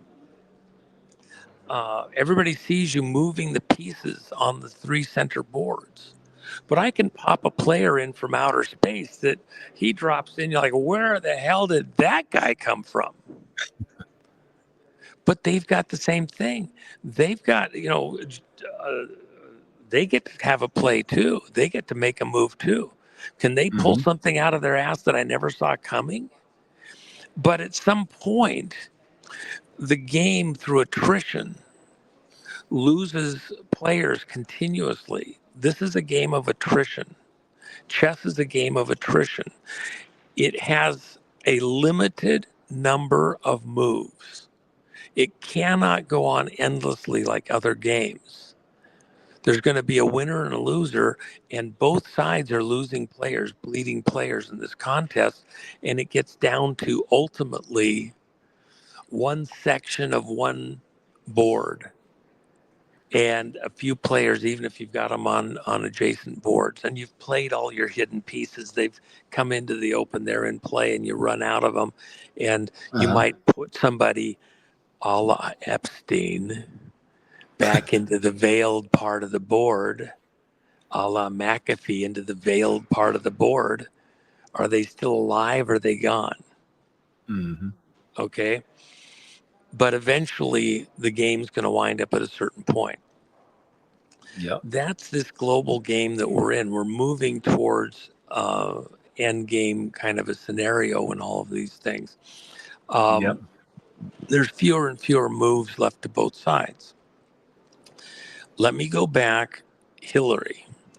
hmm Had Hillary won what would have been their game plan? And they thought they were going to win. They thought she couldn't lose within a globalist perspective.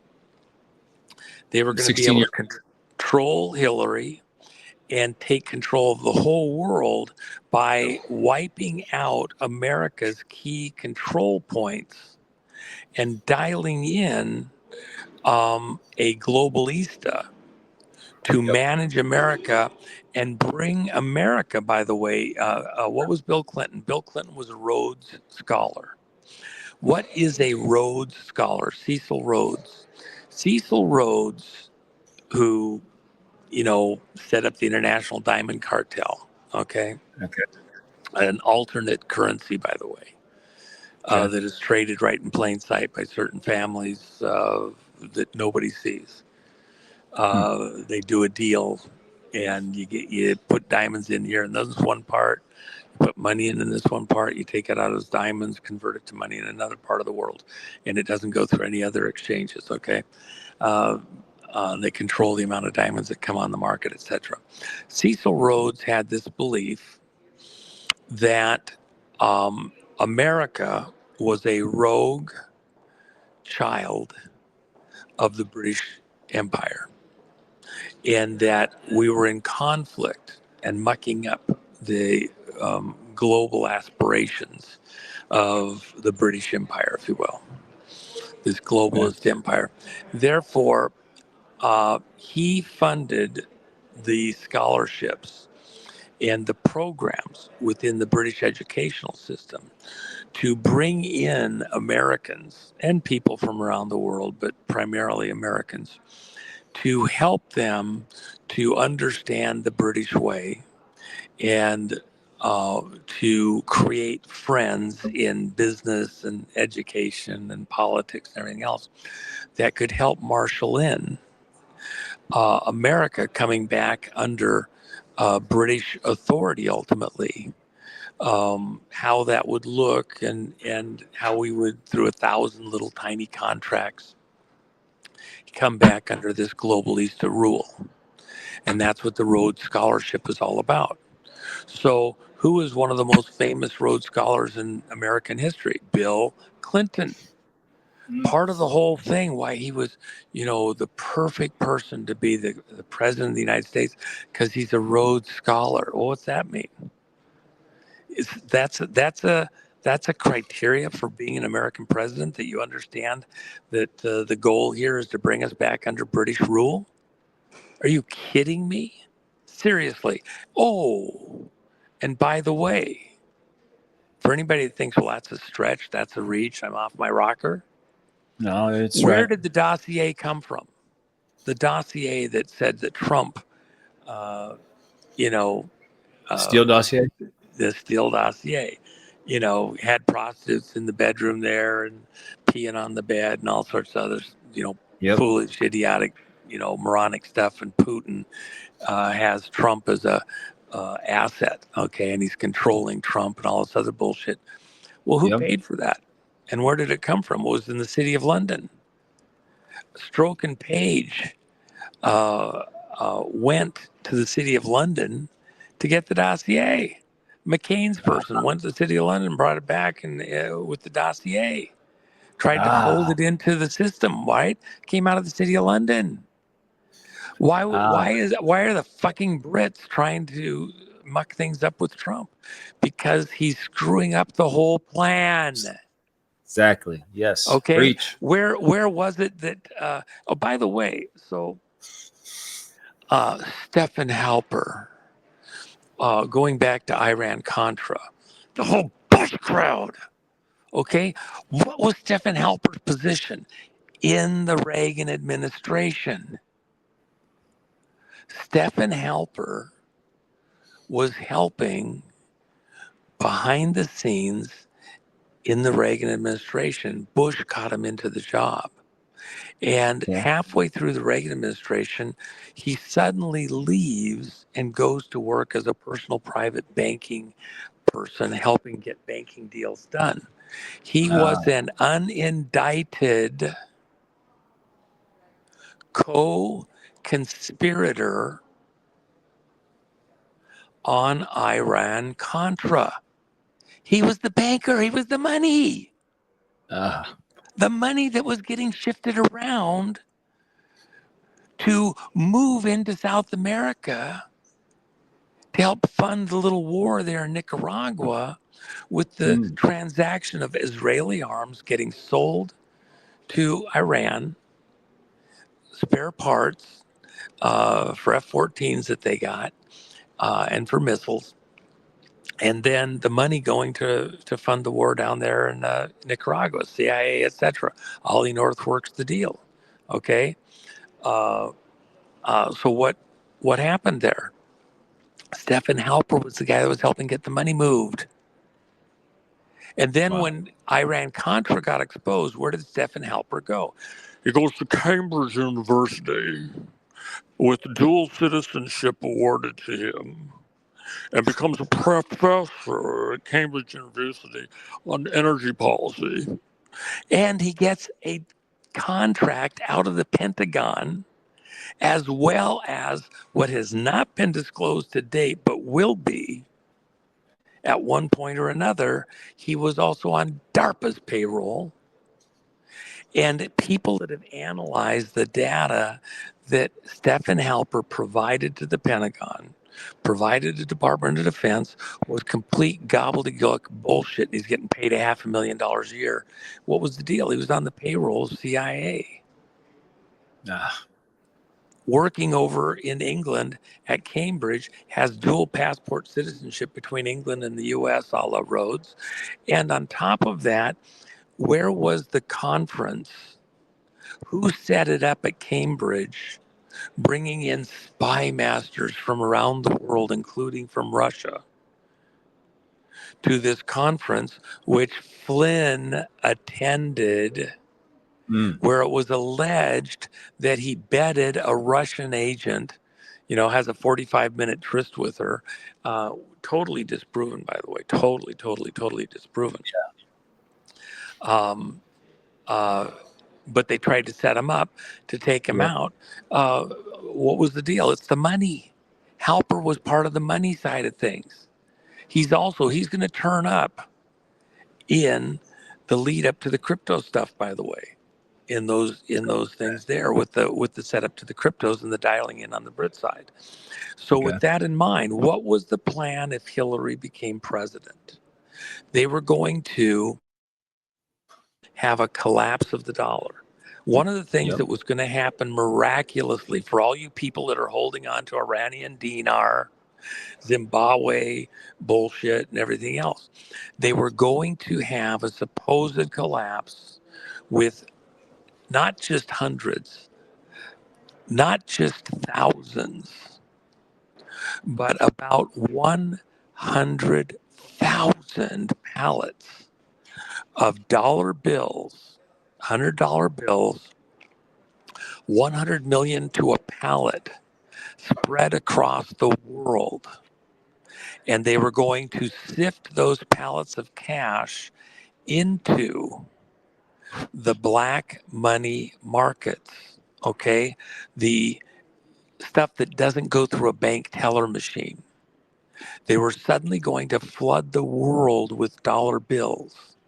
And in the collapse of the dollar on the black market, just like we collapsed the ruble with their own currency, brought it down 40% in value in 3 months.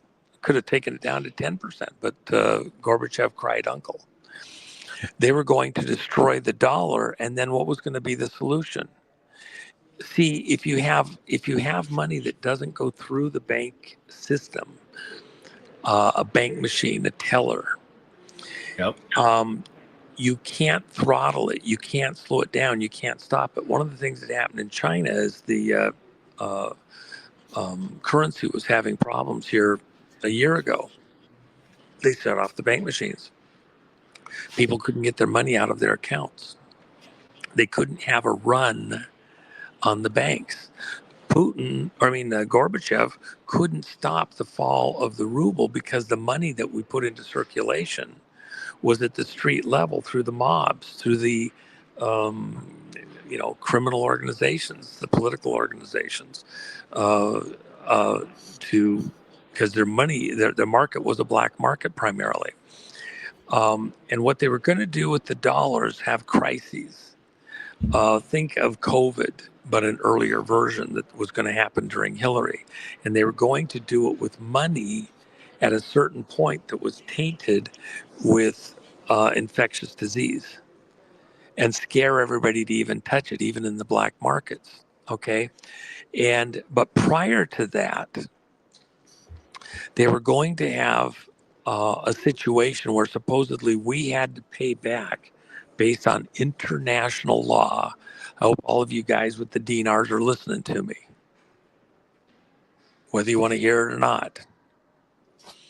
The plan was to, because of international banking law, a la think of the Fed, think of the families. It's their game, okay? It's NFL football. Well, you got to play by their rules. Well, what Yep. I like international soccer leagues rules. Well, this isn't a soccer game. Yeah, there's a ball involved, and we bounce it off our feet, but it's not. It's not football in the Western sense, okay? Well, but you Yep. have to play the game by our rules. They were going to claim that because of the way the Iraq War was done, a la Bush 1, and the promises that were made into the banking machines in order to do this, the system, the international bankers, the club, Yep. that we had to abide by those rules by Hoyle, if you will. And the rules are you have to repay all of the Iraqi dinar with dollars at this value. And, they do their crooked little game. We end up putting it out there. The amounts are crazy. Let me help everybody out. What happens in a supply and demand market? Well, all these veterans and guys that have got the dinars, they're going to open a, I'm going to take care of vets. I want to take care of injured warriors. And so we're buying a 50,000 acre ranch, and we're going to get 3 747s. One is not enough. We'll have 3 747s to fly vets in and out. We'll all go fishing. We'll make sure the rivers have plenty of fish in them. There'll be 50,000 acre ranches, and we'll have this. Okay. So as you're getting all this money for what you're doing and pumping it out, 747 used, $50 million, brand new with all spare parts and everything else, about 100 million. Okay, who's going to service that thing? Well, the mechanics. Yeah, the guy. Well, if the dollar's broken, you gonna be able to pay him, or are they going to take dollars? How many dollars is it going to take? By the way, the 747 isn't a fixed price. They'll go up in price from 50 to 100 million to 50 to 100 billion, because you're just paying for it with paper. What's the value of that paper? If you pump the world full of dollars, an insane amount of dollars, to buy back all the Iraqi dinar, what did you just do? You just Devalued. deflated the purchasing power of the existing dollars. Supply and demand. You flooded the market with dollars. They don't buy the same amount. They buy less and less because they're everywhere. And in that moment, while everybody's distracted and everybody knows there's this bank thing and the bank's all closed, and you got to know, for all you guys holding dinars like that, first of all, you had to have a special plan, okay? It had to be a special plan because, according to the rules, if you're going to get paid the big bucks, you have to have a way to help the whole world with some special project, helping vets, helping lost puppies, helping, the children somehow. And so you have to have a well written plan. And it's got to cover housing, and it's got to cover medication, and it's got to have doctors and nurses. It's got to be able to be implemented quickly. You got to have a location that you've picked out. So there's going to be a bank holiday day where you're going to be able to get your name registered, and then you're going to get on a special call list, and only you and a few other people, if you've met all the rules of the plan, are going to miraculously show up at the bank, make your presentation. They're going to put funds in your account to go save the world. Okay. You know what would happen when that happens? Only the Zuckerbergs are going to get the call. You'll get the call, but you show up a day late and a dollar short. Oh, you didn't get your 15 minutes. I'm sorry. It's already gone out. You'd be the secret handshake crowd that gets there first. Friends of Bill and Hillary that get there first. Don't you understand? It's a racket. You're part of the cover for the racket, and then it looks real. I coulda, I woulda, I should have been the guy. I did everything right. It was crooked. What court you going to? What court you going to get justice? Because you had your plan. It had been approved. It had been accepted. And they didn't call you. They called so-and-so's relative and brother or whatever. It's a racket. It was a scheme. And it was all engineered behind the scenes. The same people that threw Facebook on you. The same people that started the whole crypto thing. They need you for cover. And there might be a couple of people that validly had no clue how they got to be the winner recipient. Just to make it look good. A couple of you might got a chance to get through. No, I mean, so-and-so did. I just didn't. They were crooked in my neighborhood, whatever. Okay, you wouldn't get there. That system, that plan was in place as a magic act for the whole world while they took over America under Hillary. They were going to have a nuclear detonation up in Seattle during a Seahawks game and act like it was North Korea, not Iran. And that it came from a missile instead of coming in a rail car right next to the stadium, parked next to the stadium. Okay. They had a COVID before there was COVID planned. That's why they have all that imagery of people wearing the masks at the Denver airport. And they were going to move Washington, D.C. in the original plan from Washington, D.C. to Denver. Why Denver, by the way? You have to understand what was going on. Denver, with the mountains around the city, the mile-high city, if you look at it, it's like a bowl in that area there. It's sunk in between all the mountains. It is a bowl, but in their satanic imagery, they consider it a cauldron. And you cook up a witch's brew in the cauldron. In the symbology, going back to biblical times, where did the Baal worshipers who sacrificed children to their god, Satan, Baal, Lucifer, the devil, goes by 1,000 names, the Green Man, whatever you want to call him this week, flavor of the hour. They did it on the mountaintops, the hilltops around Jerusalem. That's where Isaiah went to do his standoff with the priests of Baal. And this challenge over a sacrifice, one given to God and one offered up to Baal, and which is the true God, okay? So they want the high places.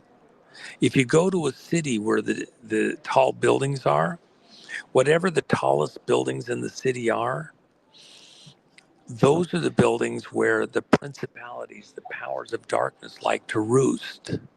Literally. And they'll have monuments on the high places to the God who rules over that region or locale. That's why a lot of these groups or individuals, the architects are the key, want to be the one that has built the tallest building and then done certain hidden symbology to Satan, Lucifer, the devil for the high places. They were cast down out of the heavens. They seek to get back to the heavens. That's kind of this broad principle that's involved here.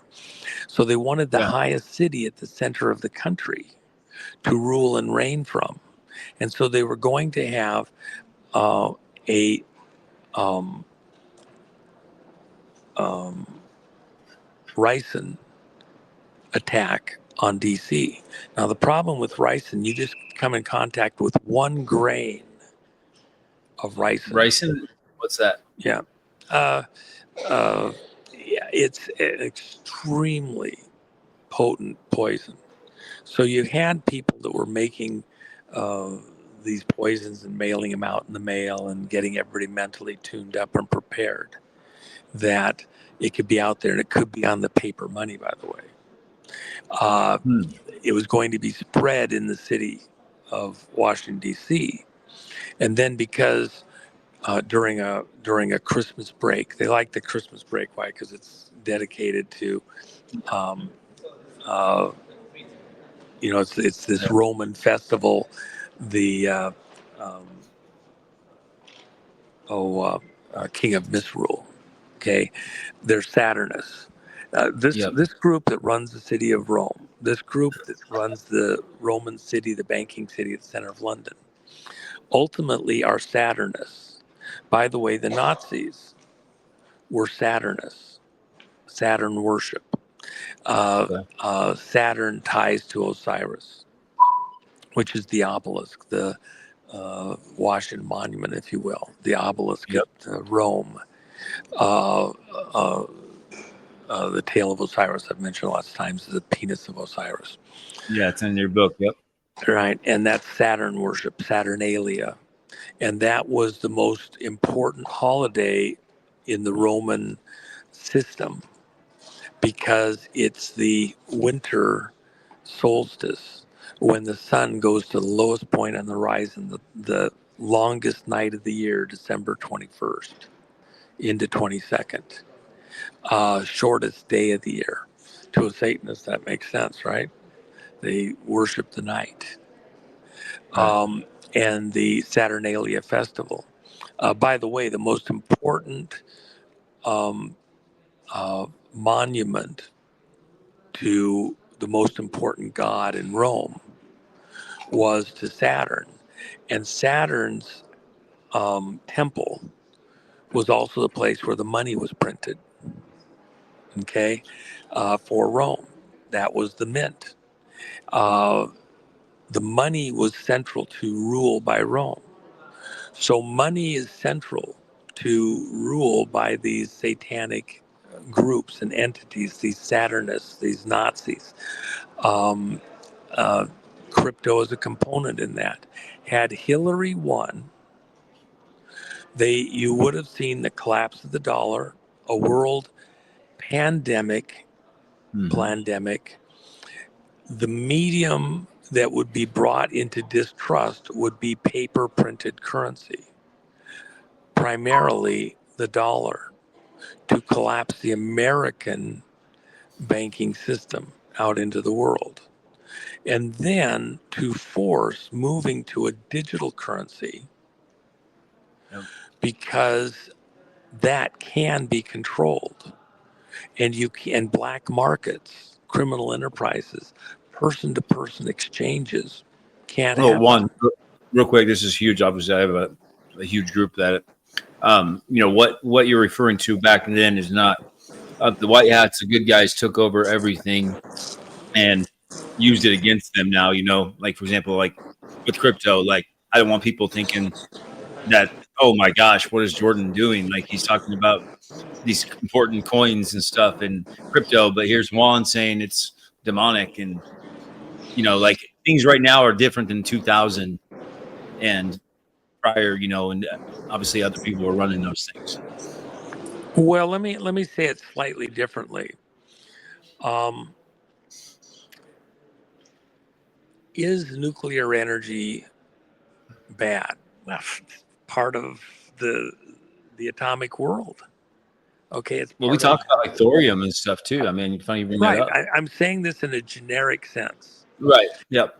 Any energy can be used for good purposes or for evil purposes. Is the direction, let's say in a Star Trek type of a scenario. Let's just, for the sake of discussion, say 200 years from now, would the use of paper bills be something that continues, is likely to continue if the world was advancing through technology naturally? I would say that a reasonable person would say it's unlikely. Is it 200 years out, or is it 100, or is it 50? At what point would you transition out of the use of paper bills for 1,000 reasons, including that it can be a carrier of disease? It could be used by a terrorist entity that hates us as a medium of exchange to cause us to not be able to use or fear our paper medium of exchange that allows us independence or something like that. Well, it can be used as corruption and fraud, obviously, but I think everyone's seeing that by now.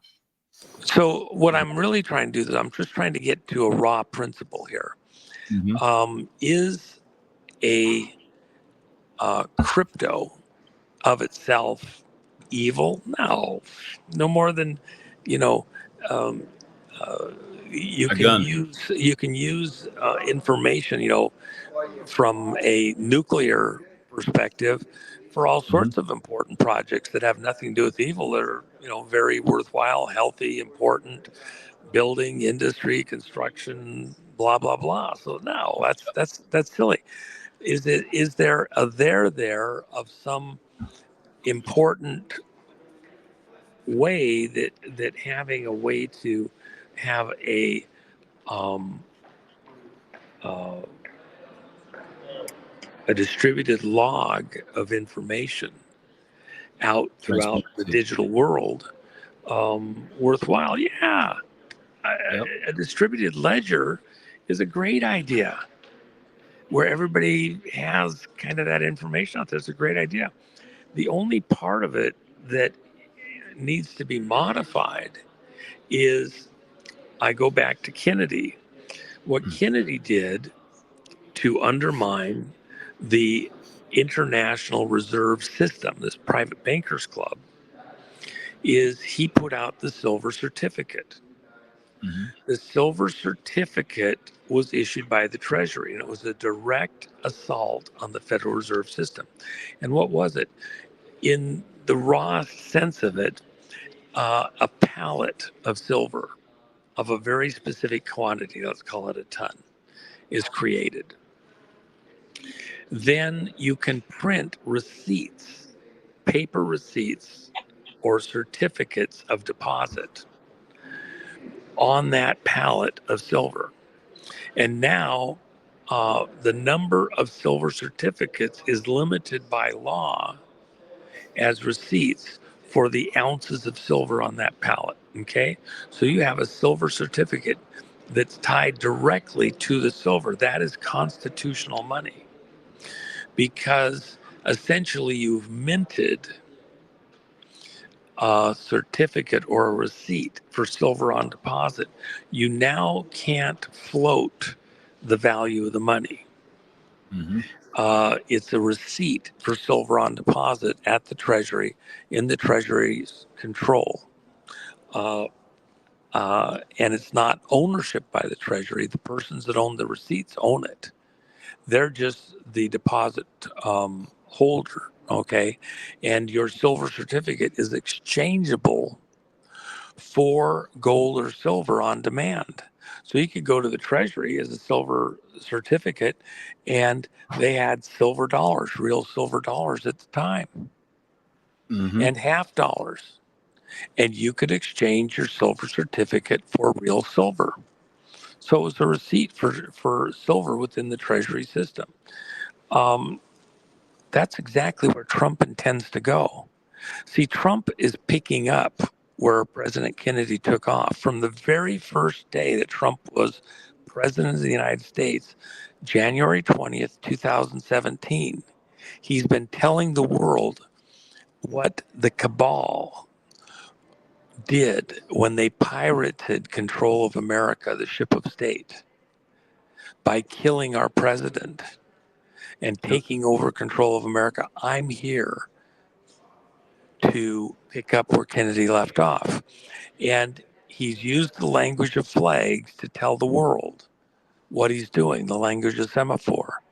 The flag is the dress that Melania wears in public situations. So Melania wore a Tiffany blue dress. Tiffany blue is the color that was created, the name that was applied to the color that Jackie Kennedy created specifically for Air Force One, on the belly of Air Force One, when they redesigned Air Force One. It was called Tiffany Blue, and it's tied to this symbolic symbol of America, the jet, and everything about it. It's a unique color, Tiffany Blue. And Melania wore the Tiffany blue dress, that which was stolen from America. We're here to take back. And when they gave the gifts to the Obamas, the picture frames, with the Obamas in the picture frame, you're going to get framed. We're going to frame you, you stupid dumbasses. They were Tiffany blue boxes. Okay. So with that in mind, Trump's been telling you, I'm going to pick up where Kennedy was stopped. And that includes in the money with the silver. Silver is core to everything that Trump is going to do to take back control of our money supply, our money exchange. And within the crypto world, tie those ledger receipts to physical gold and silver. Yes, exactly. Okay, so it's a receipt for gold and silver on deposit. And he's going to revalue the gold that we have. We have plenty of gold to pay for all of our debt. Problem is, it's not valued correctly. It's valued at 42.22. Say again? I mean, is the debt really ours? And that's the thing with the Federal Reserve Well, and all that's this part stuff. of the whole point. He'll neutralize the debt 50 different ways before we get there. And that's why he's doing what he's doing within the system. Had Hillary won, they were going to destroy the dollar, claim America continues to owe debt to the international banking community, the international community run out of the city of London. And then they were going to steal the rest of the gold that we have to pay that debt, break America's back, and a handful of super connected people, a la literally the Epstein files, were going to run America. Jeffrey Epstein, with his brood of women down in New Mexico, breeding a whole tribe of his offspring to, be rulers on the earth after he's gone. Elon with the same mentality, by the way. A bunch of these, megalomaniacs in a very Bond type of a mentality. We're going to rule the world, and there's nothing that we could do to stop it. And by the way, going back to the satanic theme, you understand that Hillary is a full-blown witch. Full-blown witch. She belongs to the Wing Coven in California. She's an honorary member of the Wing Coven out of New York. Wing Coven is witches. Never heard of that. Wow. Okay. In when I was working Whitewater in the 90s, we knew that Hillary was ditching her Secret Service detail and then going out to some of their coven meetings out in California. She did it several times. And then to New York. And the Secret Service was going insane. Well, she wasn't going to have a Secret Service person following her in to do her witches thing. Okay. She's a full-blown, for real, total, all-out witch. I'm not just talking to, be snarky or something like that. And Bill is a warlock. Okay, he's not nearly as powerful, but you had the same thing with the Tony Blair and his wife. Okay, by the way, where did Bill and Hillary go famously for their honeymoon? Bill writes about it in his book. Where did they go for their honeymoon? To Haiti. No, And then they went there for the witch doctors and the special, seances and all the other stuff. Bill was amazed at how the witch doctor could control his voodoo victim. He they writes went to about it their in the book. foundation place. Oh wow, I didn't. Okay. So again, Yeah, you're watching people of a certain mentality and bent right in plain sight. And they've yeah, captured control of a lot of these things, including operations over at DARPA, which aren't there to protect the American people or protect the club. What's Trump fighting? Think about, Trump said he was invited to yep, run, invited to run for president. I've talked about this famously numerous times with many, many audiences, and I'm sure you and your audience yes, have heard this. Okay, who was he invited to run by? 200 generals. He's been very outspoken about that. yep. So, uh, is there a military side to this? Absolutely. Mm-hmm. And it goes to who has the biggest gun. Trump has retained and didn't give up nuclear authority. Biden never had it. He calls in all the generals out in Virginia and has a big conclave. Hegseth has them all out there and he goes in. And what does Trump say that sets the whole room on its ear? Of all the things the generals heard that day, this is the one that they talk about behind the scenes. You might not have been that concerned. Most people didn't really. They're like, whatever. I don't know what that means. Trump goes into the generals and says, I'm 45, 46. What? No. Biden was 46. Go ahead. What are you talking about? The generals are all giving each other the side eye. What did he just say what I thought he just said? He is out of his mind. He is completely certifiably nuts. What's he talking about? He is 46 and 47. Mm-hmm. What are you talking about? You're 45 and 47. When they write the 45 47, it's Right here. Yeah, 45 to 47. It's not skipping 46. Trump correct. never Left. conceded the election. He never gave up nuclear authority. I can prove it a whole bunch of ways. I've said it to audiences all over the place. Okay, so Oh yeah. what's the meaning of that? It's a continuity in government operation. And who Trump is fighting right now, and everybody in this audience should be aware of this so you're thinking this through.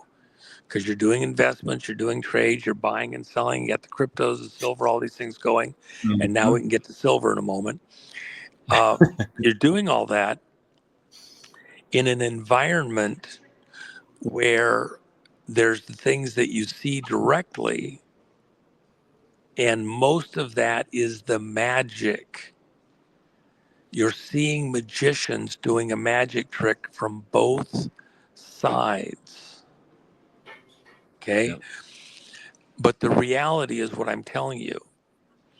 There's a war taking place right in front of you. Oh yeah. There's two primary battlegrounds in this chess game, in this war. The two primary battlegrounds are the election and an honest vote. Mm-hmm. Trump intends, by the time he leaves this world and goes to the next, to restore honest elections, not just for America, because if it's only in America, not across the rest of the world, we're still threatened to be overrun, overpowered just by the sheer numbers of the frauds going on in the world. Okay? Yep. So just taking care of America isn't enough. He needs honest elections, not just here in America, but across the world. But it starts here. So we have to stop the election fraud here. Yep. And that's the most important thing, even more important than the currency, by the way. If you 100%. don't get an honest election, everything else is screwed. Honest Yep. representation of the people, Mm-hmm. by the people, for the people. You don't get that, it's somebody else's plan, and it's only a matter of time before they take over. everything else that you got going. So honest elections, that's why Georgia is so important. That's why the work of my coalition is so critical, focused on the election stuff. Can you touch on the next 7 months and why the midterms are so important? Well, I can. Let me just say this. The second most important thing is the money. Honest elections, honest money. If you have a crooked currency that serves somebody else, a globalist order, if you will, a new world order, an international banking cartel, the city of Rome, it's not constitutional money. They can break you. They can subjugate you. They can win because you don't have a means of transaction. The business of America is business. And part of business is being able to exchange an intermediate currency of exchange so that you can do business, okay, with an intermediate material of commerce. This changes So over time. exchange. So honest elections and honest money, okay, honest weights and measures in the biblical terms. Exactly. Yeah. Somebody isn't tipping the scales one way or another. Yes. That has to happen. And then Currency you just asked me exchange a question. elevator. You asked me a question. I overwrote you for a second, but I'm sorry. I just threw you off, and you asked me an important question. I can't remember it now. Just a The second ago. midterms. The midterms. Okay. So how is Trump going to guarantee we get honest midterm elections? He's going to declare. Everybody here can take this to the bank. If you don't remember anything else of the conversation, and you're thinking about your investments, you're thinking about how you're going to protect yourself moving forward. If you don't don't understand, don't weight and value adequately what I'm about to tell you, you're going to get surprised and broken and hurt in what's coming. Trump knows that without an honest election 2026, he personally is going to prison, if not dead long before he can get there. His family will be wiped out. Everything he's tried to do during both terms will be completely wiped out. And with him, America itself. We're all fried. We're all toast. You listening? He cannot allow a dishonest election 2026. Okay? So, how does he guarantee that we get an honest election in 2026? Because if we get a real election by the American people, the Democrats can't survive this. Most of everything there is shadow and mirrors and frauds. Okay, so how is he going to guarantee that? Trump has already said that he intends to sign an executive order concerning elections. About 2 months ago, he said he was going to sign it in a matter of days. He said it during as an offhanded comment during a Ukrainian press conference on the war in Ukraine. But Juan, keep going real quick. minutes. I can hear you. I'm going to run the restroom real quick. 1 minute. Okay. All right. Keep going. Yeah, I can hear you. So he decided, or he said he was going to sign an executive order concerning the election for 2026. And he went on to talk about the fact that we're going to have to stop the mail-in vote because it's can be frauded and things like that. So that executive order was my team that wrote up the proposed version. It's a 17-page document that we've been told, we'll just see what comes out. We put that 17-page version out into the public last May. So it's not like this is an unknown thing or it's in the shadows or whatever. We put out the proposed version, it's visible to the public, of what that 17-page executive order should look like. And we've been told that that is the core of it, that they're going to use it 80, 85, 90% for the end stuff. Trump said at the time when he commented that the attorneys were looking at it and trying to finalize it before he signs that executive order concerning the 2026 election. Now, it's certainly been more than days since he made that comment, but Trump likes to, get other people to play their cards and tweak them and like that. But he's going to sign it. And a core component, it's in the first paragraph and a half of that executive order, that you must declare a national election emergency. Why is that important? It's because, um, let's go back to another executive order that Trump signed. The 107th executive order signed by Trump since he came back into power in 2025. The 107th executive order was signed on March 25th of 2025 at 1:07 in the afternoon, by the way. And that executive order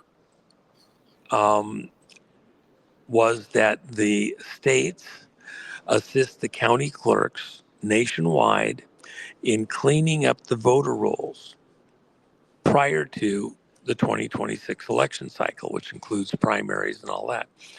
And that they have that done within 6 months, which was September 25th of 2025. Now, by September 25th, 180 days after Trump signed the order, how many of the counties had cleaned up their voter rolls to the standards that the executive order mandated? Essentially zero. To make sure that only legitimate, real voters, real people, not people that are 300 years old, voting from a parking lot where nobody lives, not fake ballots dropped from Alpha Centauri onto the Earth. Okay, um, uh, none of that was cleaned up. The executive order wasn't honored, and clerks around the country and governors around the country said that Trump had no business mandating that, and that they couldn't be forced to do that. They didn't have a budget to clean it up. Well, they already have a budget. That's part of the job of a county clerk, is to maintain the voter rolls. So saying that we had to give some special budget to counties, federal budget, to do that's a lame statement. But whatever way you want to say it, the um, voter rolls were not cleaned up in that 180-day period. This is an important point. If President Trump signs the executive order as he described he was going to 2 months ago in a matter of days, concerning how the 2026 elections are going to be held and that there's no mail in and blah, blah, blah, the governors and the clerks would just give him the finger. They'd laugh at him, just like they did with the 107th executive order. What would be different this time? Trump, at the same time or immediately before he signs the executive order concerning the 2026 election and all the details about how it has to be conducted and no mail in and everything else, has to declare a national emergency. Just like he declared a national emergency for on COVID, March 13th of 2020, he would have to declare a national emergency for the election. And that then becomes a predicate for all the rest of the action because it's done as an emergency. It can now be supervised militarily. If the sheriffs, if the governors, if the county clerks don't like it, it doesn't matter. We're under military authority. It is a national emergency, and he can, if a judge tries to block him from any action concerning cleaning up voter rolls, that's an insurrectionist act during a national emergency. There isn't any court order. There's no judge can stop him for shit. He does become king. Okay? And the election is the core to that. So he will, and he's already made it clear through numerous of his associates that he's going to sign an executive order and declare a national emergency in order to enforce that order concerning how the elections are run in 2026. In that kind of an environment, just picture what kind of response will occur out across the country. Think of all those people who've gotten into office and hold office and stay in office via election fraud, who are the beneficiaries of fraudulent elections. Think of all the judges that are in positions of authority because of fraudulent elections. Think of all the beneficiaries on the contracts, the backdoor deals, all sorts of things, because they get into power because they have a politician, a guy, to make sure things happen a certain way. The system, the machine, cannot survive. The Rhino machine and the Democratic machine. Both sides are in serious deep shit. They will fight back because it's an existential crisis.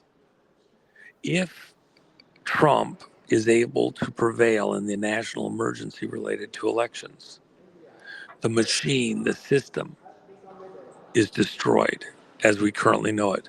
It's the end of the world as they know it and as we know it. Okay? So, with that kind of a mentality, you're an investor. You've got crypto. You're doing whatever. Are you safe?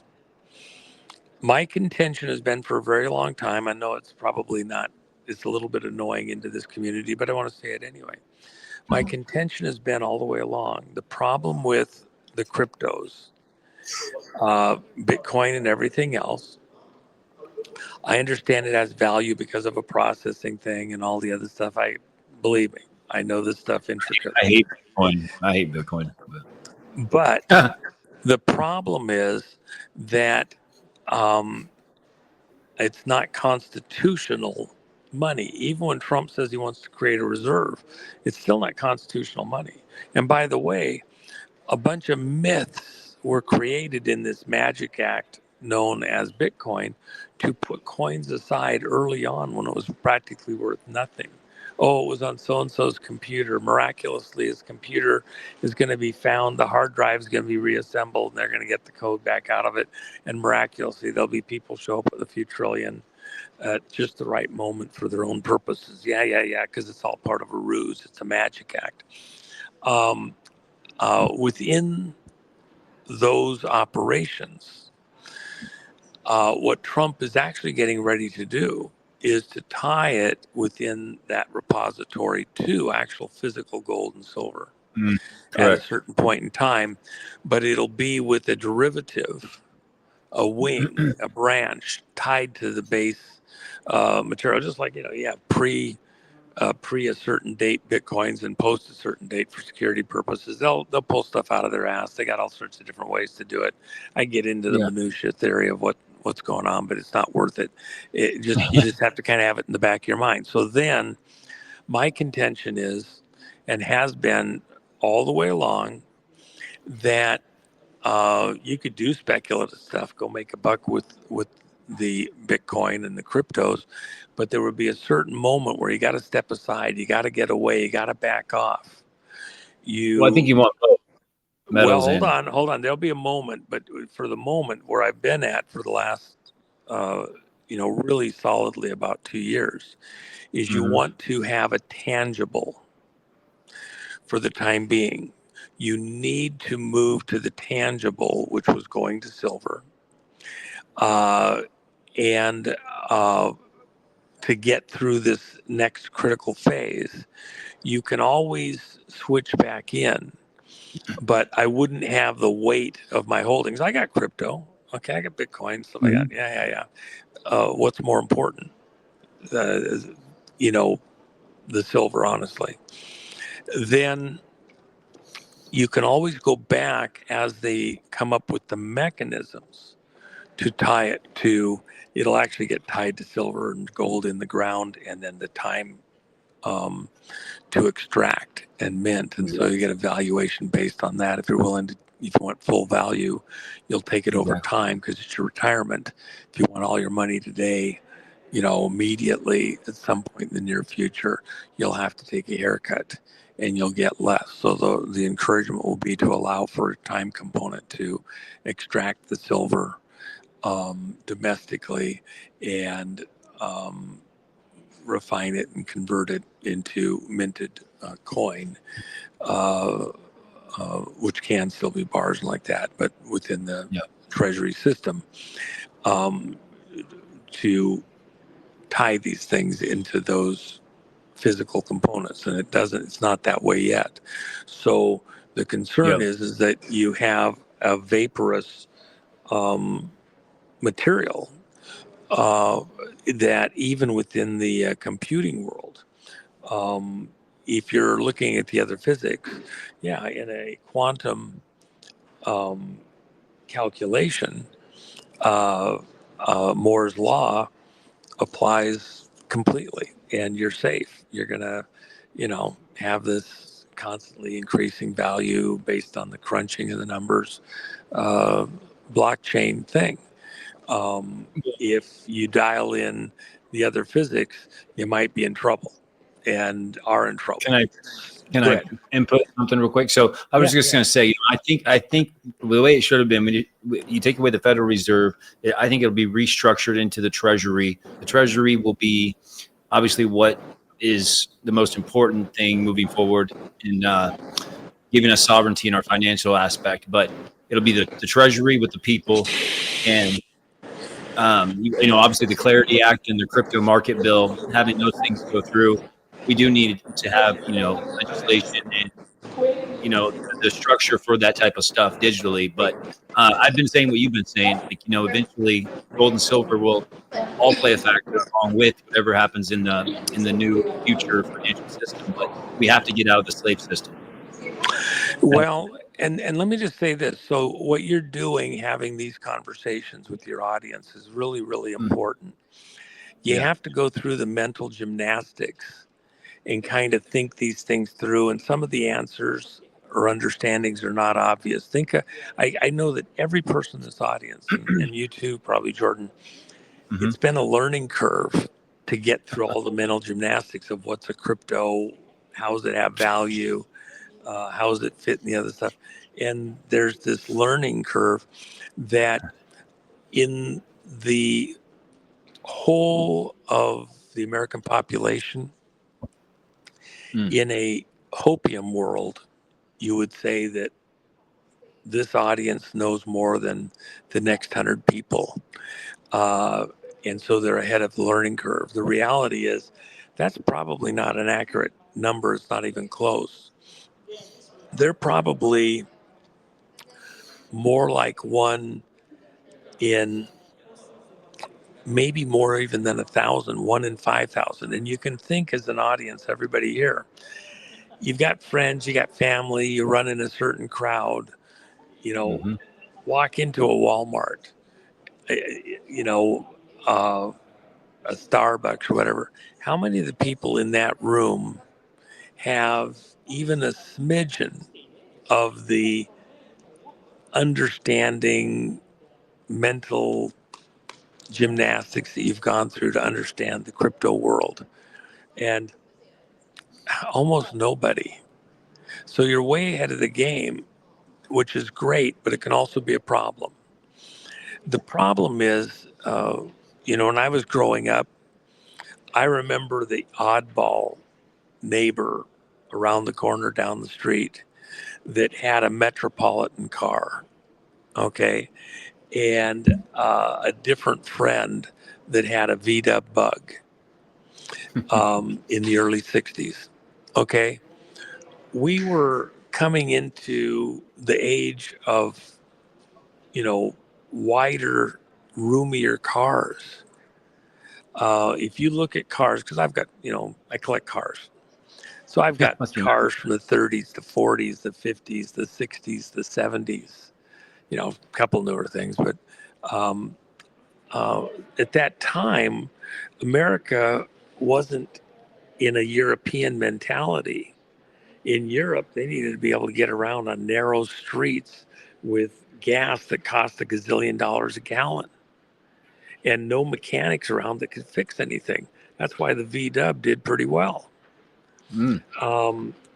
Here in Volkswagen. America, you had Rambler American trying to build a car that got decent mileage, that, you know, was a compromise and fit this college community that just needed to get from point A to point B. But just like in the movie Ford versus Ferrari, that's not what kids wanted. They wanted the T-Bird. They wanted dad's T-Bird. If they were having a little teeny itsy bitsy car, it was had flamboyance. It was, uh, you know, uh, Italian curves and styling. Okay, and I'm the same way. I want the hot rod. Okay, and that's been in our blood. So the Metropolitan was the wrong car for the wrong time for the wrong location. The V Dub, wrong car, wrong time, wrong location to an American audience. So, like the first V Dub I bought was a 1957 V Dub split window, ultra rare. It was actually a oval window, but I had a roll bar in it that had a line that went down right in the middle of the window, made it look like a split window. So it was kind of fun. Anyway, the point is that very few of those cars came into the U.S. market because that wasn't what we wanted. Even now, as interesting as the crypto stuff is, and as much as there's been work within the markets to adopt a crypto mentality into the financial markets, into the common use, into Starbucks and Walmart, it really hasn't yet had its moment. Now, in a Hillary world, you would have been forced to adopt and change. You're still seeing it in the UK and the EU right now. They're pushing it hard. The UK and the EU, they're pushing it hard still. Oh, India. Oh my gosh, everywhere. Okay. So it's a tale of two cities. They're trying to force us to go along with their world, and we're fighting back. Okay. At the end of the day, it is Trump going over to review the troops, and King Charles is in a whole nother zip code. Who's in charge here? Okay, it's Trump stepping in front of the Queen, sending a message in his first term. Who's in charge here?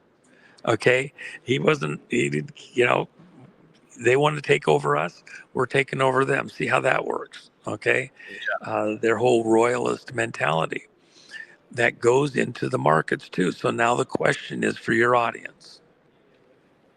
We have a old saying, don't fight the Fed. If they're running interest rates up, you know money's going to get tight. If they're running interest rates down, you know they're going to be printing it like madmen. So you adjust your investment mentality. Property's going to go down in price. Interest rates are going to go down. Are you going to make money this way or that way? What's your plan? Don't fight the Fed. Step in line with where the direction of the Fed is. I had a friend that ran a investment magazine back in the 90s, and it was called the Fed Advisor.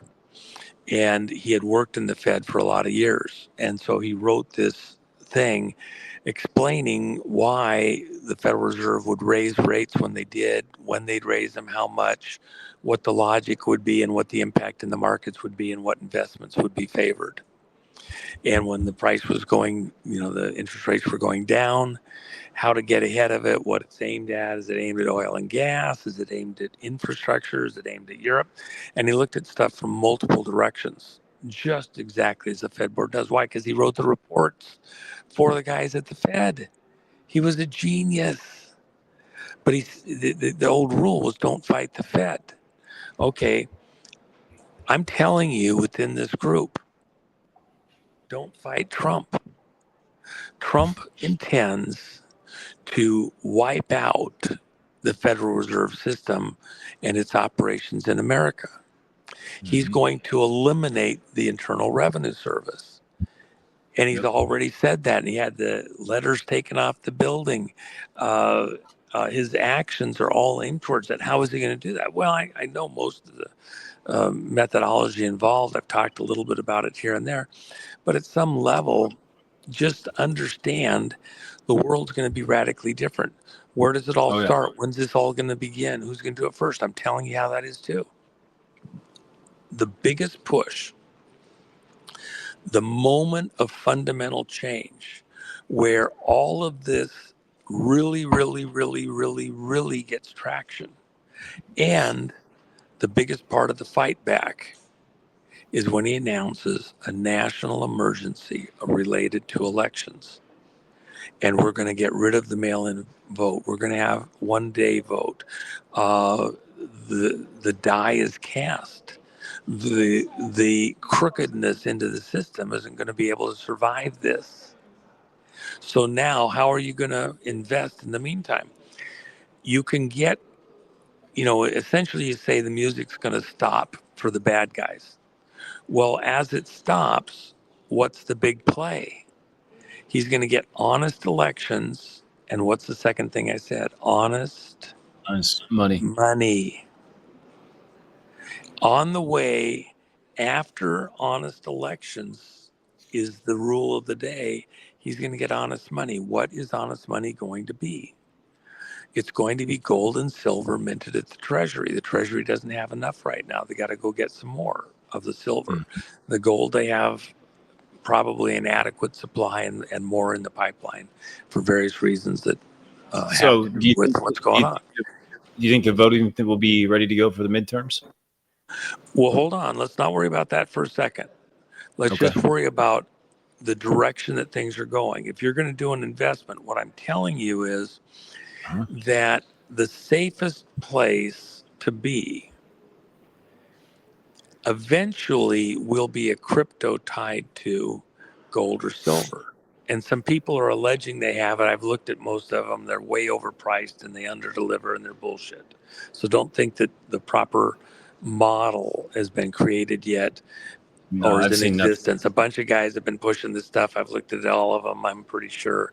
And they're extremely overpriced, wonky, and they're not going to be the one. Trump will be there with what he needs at the right moment. And it's probably realistically about 1.5 to 2 years out. And it won't be done by one of his boys, even though they've got stuff going on. You talking about the backing? The backing will be U.S. Treasury, and it'll be tied to gold. What were you saying right now? There's some guys. What were you referring to? There's some. I know there's guys trying to do it. They won't. They're not going to do it external to the Treasury. They're not going to do it on their own. It's just not going to happen. They're trying. I guess they were trying to do what you said. They're trying to tie crypto entities of one sort and another to gold and silver, but they're too thinly backed, thinly traded. They're not the one. You can be too early, just like the Metropolitan and the VW. Gotcha. To where the market is, and then you get hurt. American Motors out of business. The VW bug never got to the American market except in a bunch of movies and other stuff. Effectually, it was a European machine. It's beta in a VHS world. Okay. So you're an investor. Don't fight Trump. Don't fight the Fed. He's going a certain direction. If you have real wealth and you want to hold it in something that's going to be ride the tide for the moment, and it's not a permanent investment, you probably want to own silver. And especially at these prices, because these aren't realistic prices. Get whatever you can physical, not paper, and enjoy the ride for the time being. Gold works too, but it's not quite as mercurial. Then, once it's restabilized at a higher value, I think it's going to be something around 300. Morgan Stanley Chase, their internal documents from December say it's going to be 420, 421, I think specifically, in a perfect world by the end of the year. That's where they think it's going. Um, but, I think significantly higher than where it is now. That's the indication. I think it's accurate. We're all big kids here. So you don't need a guru.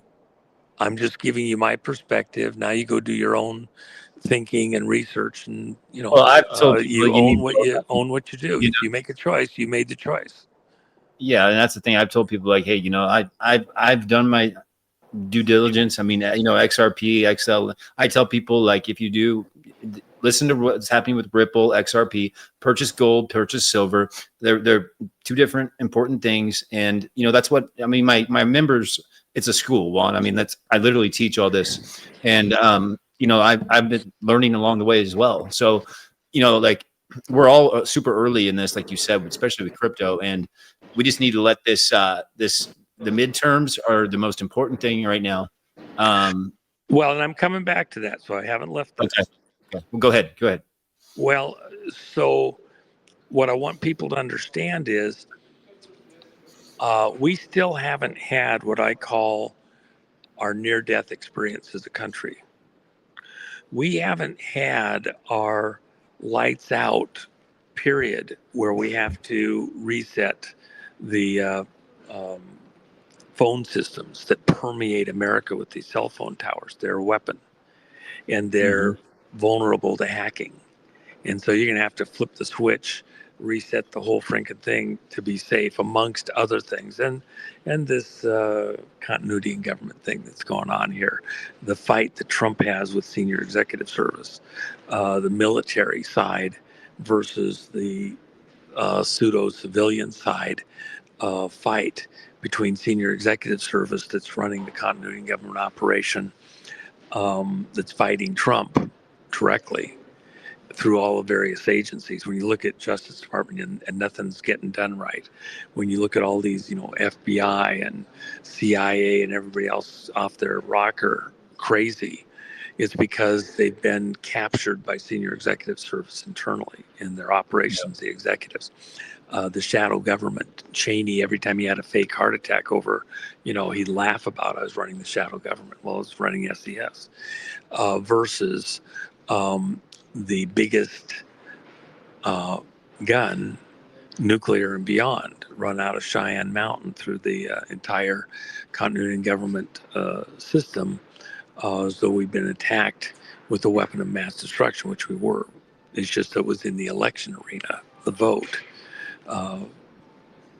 Just like a nuclear weapon, attacked America and took over leadership, put Biden into office, and he wasn't the true will of the people. So with that in mind, it's like if you lived in Paris and Germany invaded and you knew they were headed to Paris and then got there and occupied the country, and now you're in an occupied land. You're going to jump up in the middle of the street by yourself, wave your arms in the air, and scream, "You fucking Nazis." Okay, wave your gun around at the generals. How long are you going to last? Okay, that's a non-winner thing. You're going to be the French resistance. You make certain plans, alliances, and you fight through, anticipating the day when you can kill all those fucking Nazis and send them back home. The rest. So you're in the finances, you got a couple resources, you made a couple decent decisions, and you got something to work with. But you're still in occupied territory. You're in a war zone. You stick your head up in the middle of a firefight, it's going to get blown off. Okay? Perfect example, the movie Born on the 4th of July, Tom Cruise, based on a true story. The guys over in Vietnam, there's a sniper. Everybody's hit the deck. They're trying to, figure out where the sniper is and get him. Cruise's buddy sticks his head up and gets his head blown right off his shoulders. True story. Wow. He gets so pissed that his buddy's been killed that he does a dumb, stupid, idiotic, asinine act right in the middle of this whole thing. He jumps up. This is what truly happened in the real story. He jumps up in the middle of this firefight with a sniper out there that just blew his head right off his friend's shoulders. He stands up, goes full auto on his M16, and rakes the tree line out in front of him. Well, the reality is the sniper's probably got, a whole tree between him and the other guy. The guy doesn't have a Browning. He's not a sawman, can knock the whole tree down with rounds. That M16, shoots a nice round, but it's not going through, 10 inches of tree trunk. And so he steps up and starts spraying the tree line like that's going to make any difference. And the sniper takes another shot, probably didn't even spill his beer. Okay. Takes another nice clean shot. The guy offers a target. He took advantage of it. Hits him right in the middle in such a way that it passes through, hits his spine on the far side of his body, and breaks it. He's now paraplegic. It took other men to come in, get him, put themselves in danger. I believe in the original story, if I'm not forgetting it, it's been a long time. I think one of the people had to come in to try and rescue him also got shot and might have even got killed. Because they're, now the guy's down, he's got a, critical injury. They don't know he's paralyzed at the time. But, they get him, he's alive, he gets evac'd out, goes to Thailand and Japan and gets healed up. But now he's a paraplegic for the rest of his life. And so he's anti-war, he's all pissed off, everything. The story, the movie is done as though he's, the system didn't do right by him and everything else. The reality is maybe there is aspects of whatever happened to him within the system that were sad, but the reality is he was a dumbass.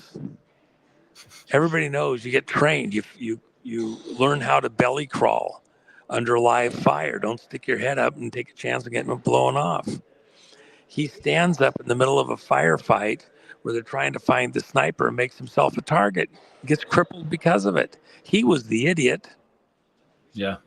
If he'd kept his head down, yes, it's horrible that his buddy just got killed. Don't get yourself killed and don't make yourself a problem for the other guys that are trying to figure this out. Keep your head down and let's work the problem. That sniper has everybody pinned down, but it's one sniper. Let's work the problem.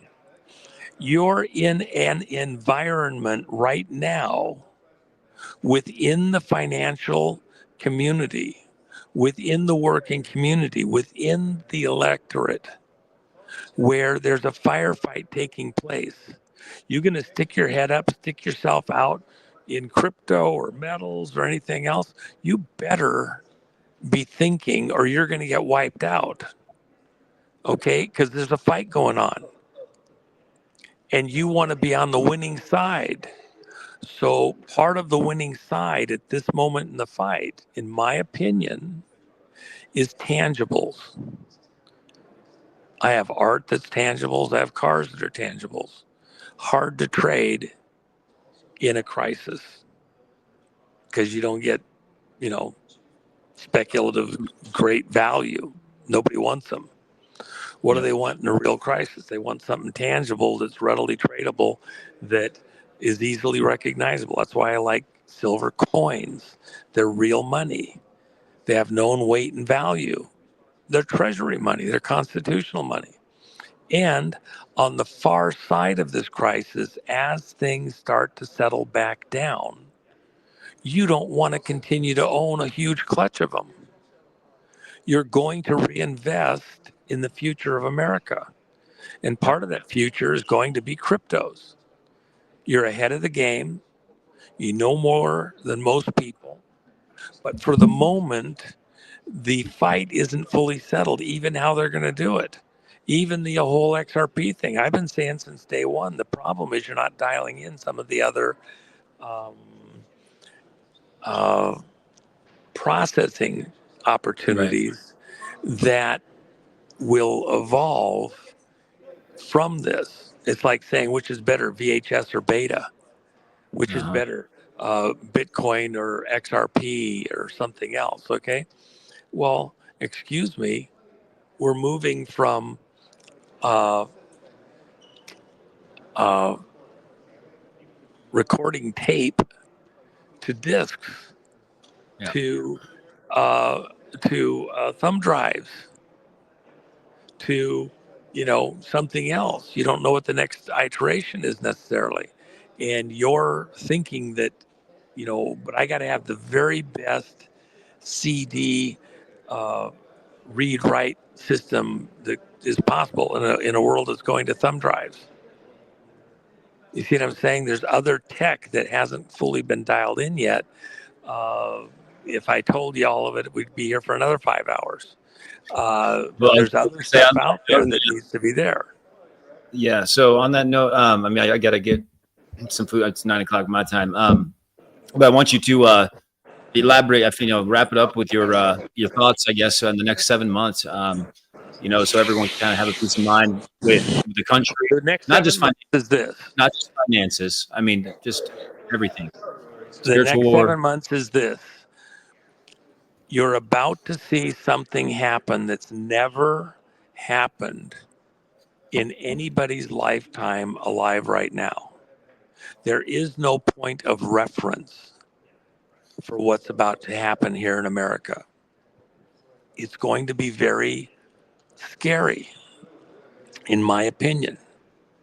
There's some huge scare moments ahead. When people are afraid, what do they go to? Gold, guns, and bullets. Butter, Mhm. tangibles, take care of things. It won't be a long one. It'll be relatively short lived, but the tension is going to continue to build. And I don't think that it favors a crypto world. And I've been saying this over and over. Oh And no, if you look at the prices right now, I don't think that's where the favor is.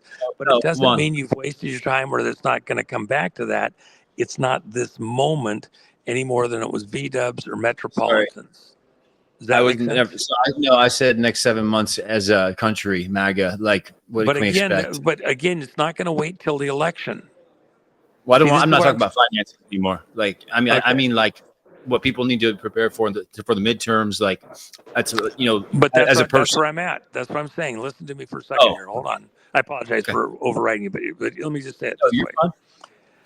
The election, these things won't happen at the election. They're happening this second. How far can Trump wait before he blinks and signs a national emergency related to elections?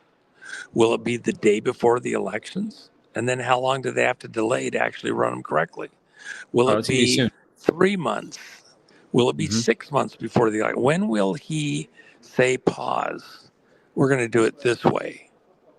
And we're not going to have month-long election process. And if you've got primary stuff with candidates being picked, is that being done honestly and accurate? I can tell you, for example, in Utah, the biggest fraud in the country is going on in Utah within the elections right now. Oh my gosh, the way they're frauding the primaries. I'm serious. Okay. I don't think there's another state in the I don't United States that is more fraudulent in what's going on in the lead up through the primaries than Utah. And the courts are totally in on it. All the attorneys in Utah, they're scared to death to say one word there because they will get sanctioned in court. The machine, the system is that cooked. The governor's totally bought and paid for, believe me. So, with that in mind, um, do you wait till after? Because candidates, we're losing a lot of the elections based on who gets to be a candidate in the party. And that's a Republican operation there, by the way. Utah's a rhino operation to outer space. Forget the Democrats. Most everywhere else, it's Democrats. Utah is teaching Democrats how to truly steal elections. And it's Republicans that are doing it. Now, you guys are pikers. Watch this.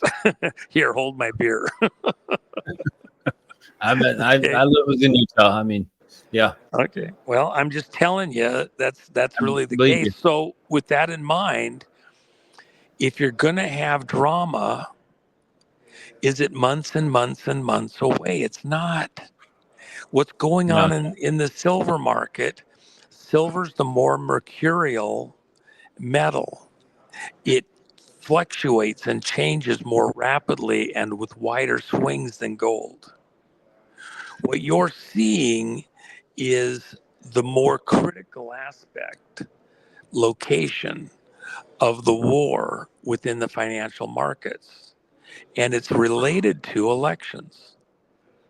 So, within this zone that we're all in, uh, expect that when Trump does what he does, as he gets closer to doing that, the political insanity, the madness, the weeping and gnashing of teeth, the reprisals, the false flags, the potential for false flags, for anything that would delay the election process, the dramas is going to become intense.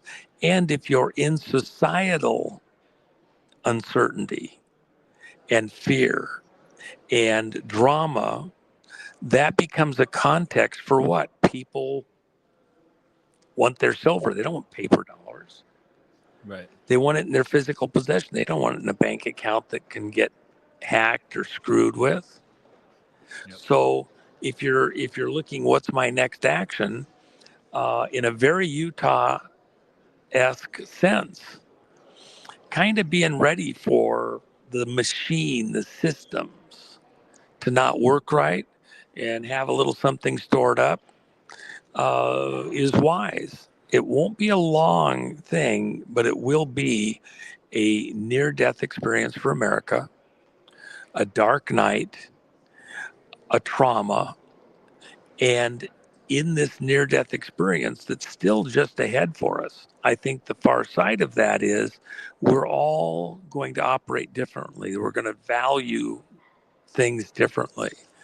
Our government, our money, the things that make money, our business and things like that differently. And then in that light, we're going to be continuing on this direction that Trump has started us on, which is rebuilding America, bringing industry, production, raw resource access, mining back to life in America. Utah's in one of the greatest mining locations on the planet. Okay, you're going to do fantastic there if you just get the politics under control. And I think you're going to, because you're going to take a bunch of people off the board. And then, by the way, within this audience, I would hope there's some people step forward that are responsible, that want to represent their community and take offices. Go get voted in. Get this corrupt crowd out of there, this captured community out of there, and go take control of your state back. Amen. Okay? That's the Amen.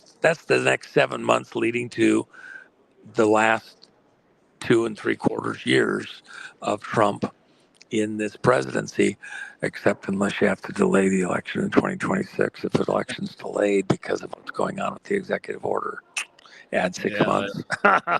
Maybe we'll see. I just gonna I'm gonna end with my my saying, I guess, what I have to say in regards to all this, and then if you want to lead us out in prayer here in a second, that'd be awesome. But Sure. I just want to say, on the bright side, everybody, to everyone out there, this is a celebration year. It's a jubilee. It's America 250.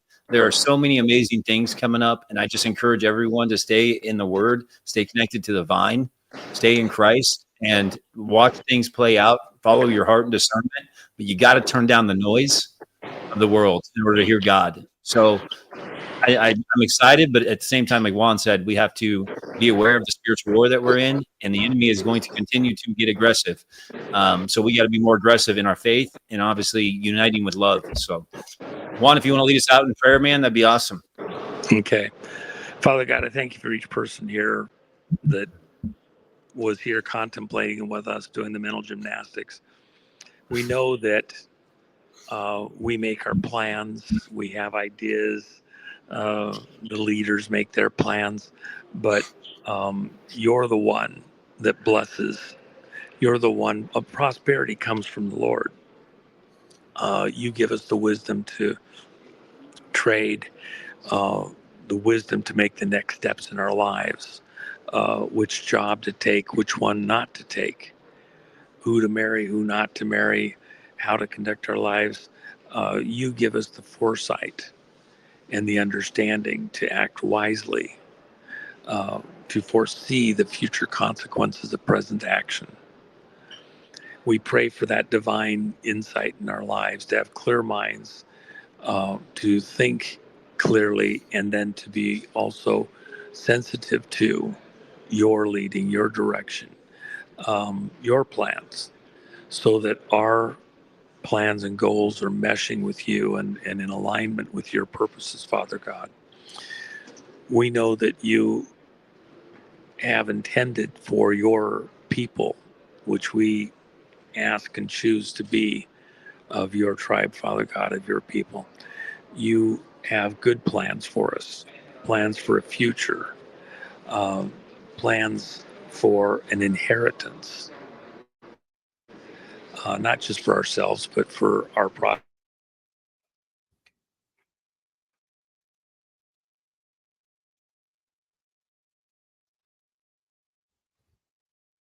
No, the enemy. No. Juan. I think we lost Juan. Juan. Juan. All right, guys. Well, I'm going to finish off the prayer for him. Heavenly Father, we just thank you for this opportunity. And like Juan was saying, just thank you for giving us the opportunity to be a part of this incredible, incredible operation, and just give us the divine health and the divine protection that only you can provide, the supernatural ways. Jesus, continue to guide us, protect us, follow us, hold us, and take our heart and make it a little bit brighter every day so we can attract those who might be in the darkness and still confused and battling the evil out there. Father, we just continue to lift up the administration and the military and those protecting this country, and also those protecting the world. And also, Father, just continue to give us the discernment to know what to consume on social media, what to consume in real life. And most of all, forgive us as we forgive those, and help us forgive. Help us forgive those who've caused so much harm. We know that you are a forgiving God, you're a loving God, and forgiveness is just one of the hardest things, Father. If we can just forgive, oftentimes we can move forward. So help us with that, especially as we go into these crazy days. We thank you for everything. We thank you for this live, and we thank you for the community that you continue to build of aligned people. And it's in Yeshua, Jesus Christ's name, that we pray. Amen. All right, guys. Awesome. Thank you so much for an incredible show. Like, talk about information, I guess, confirming a lot. I'm literally mind blown right now in a positive way, absolutely positive way. Juan told me he had an hour. Okay. Yeah. 3 hours later. Love you, Juan. But again, we are early in this, guys. And you know, that's the thing. I always tell everyone, God put you in a certain position, whether it's an investment, whether it's whatever, to learn things, be knowledgeable, and prepare those ahead of you, and also leave a generation that's coming with a new sovereign free earth. And that's our job, guys. That's the mission. It's not about money. It's not about money, but money makes this matrix operate, and money is a tool. Money is a tool. The evil part is the ones that obviously worship money. And here's the deal. Like the Bible says, we can't worship both. So you either worship God, because you can't just worship God and money, right? So again, we're not sitting here preaching about money and here's what we got to do to be successful in life. No, stay connected to the vine. Understand that money is a tool, and we are preparing to be stable in a world that is changing very fast. It's that simple. It's that simple. So to everyone in the my crypto collective community, I'll see you guys tomorrow at 2:00 Eastern. Big call, obviously, a lot to go over. And to everyone else, we would love to have you. If you feel like God's put it on your heart, you guys can go to my website. It has all the information you need. And I'm off of technology for the day. So I will see you guys tomorrow, 2:00 Eastern, and then 6:00 tomorrow night for the show. All right. Have a great night. Pray hard. And united we win, divided we fall. Where we go one, we go all. Love y'all.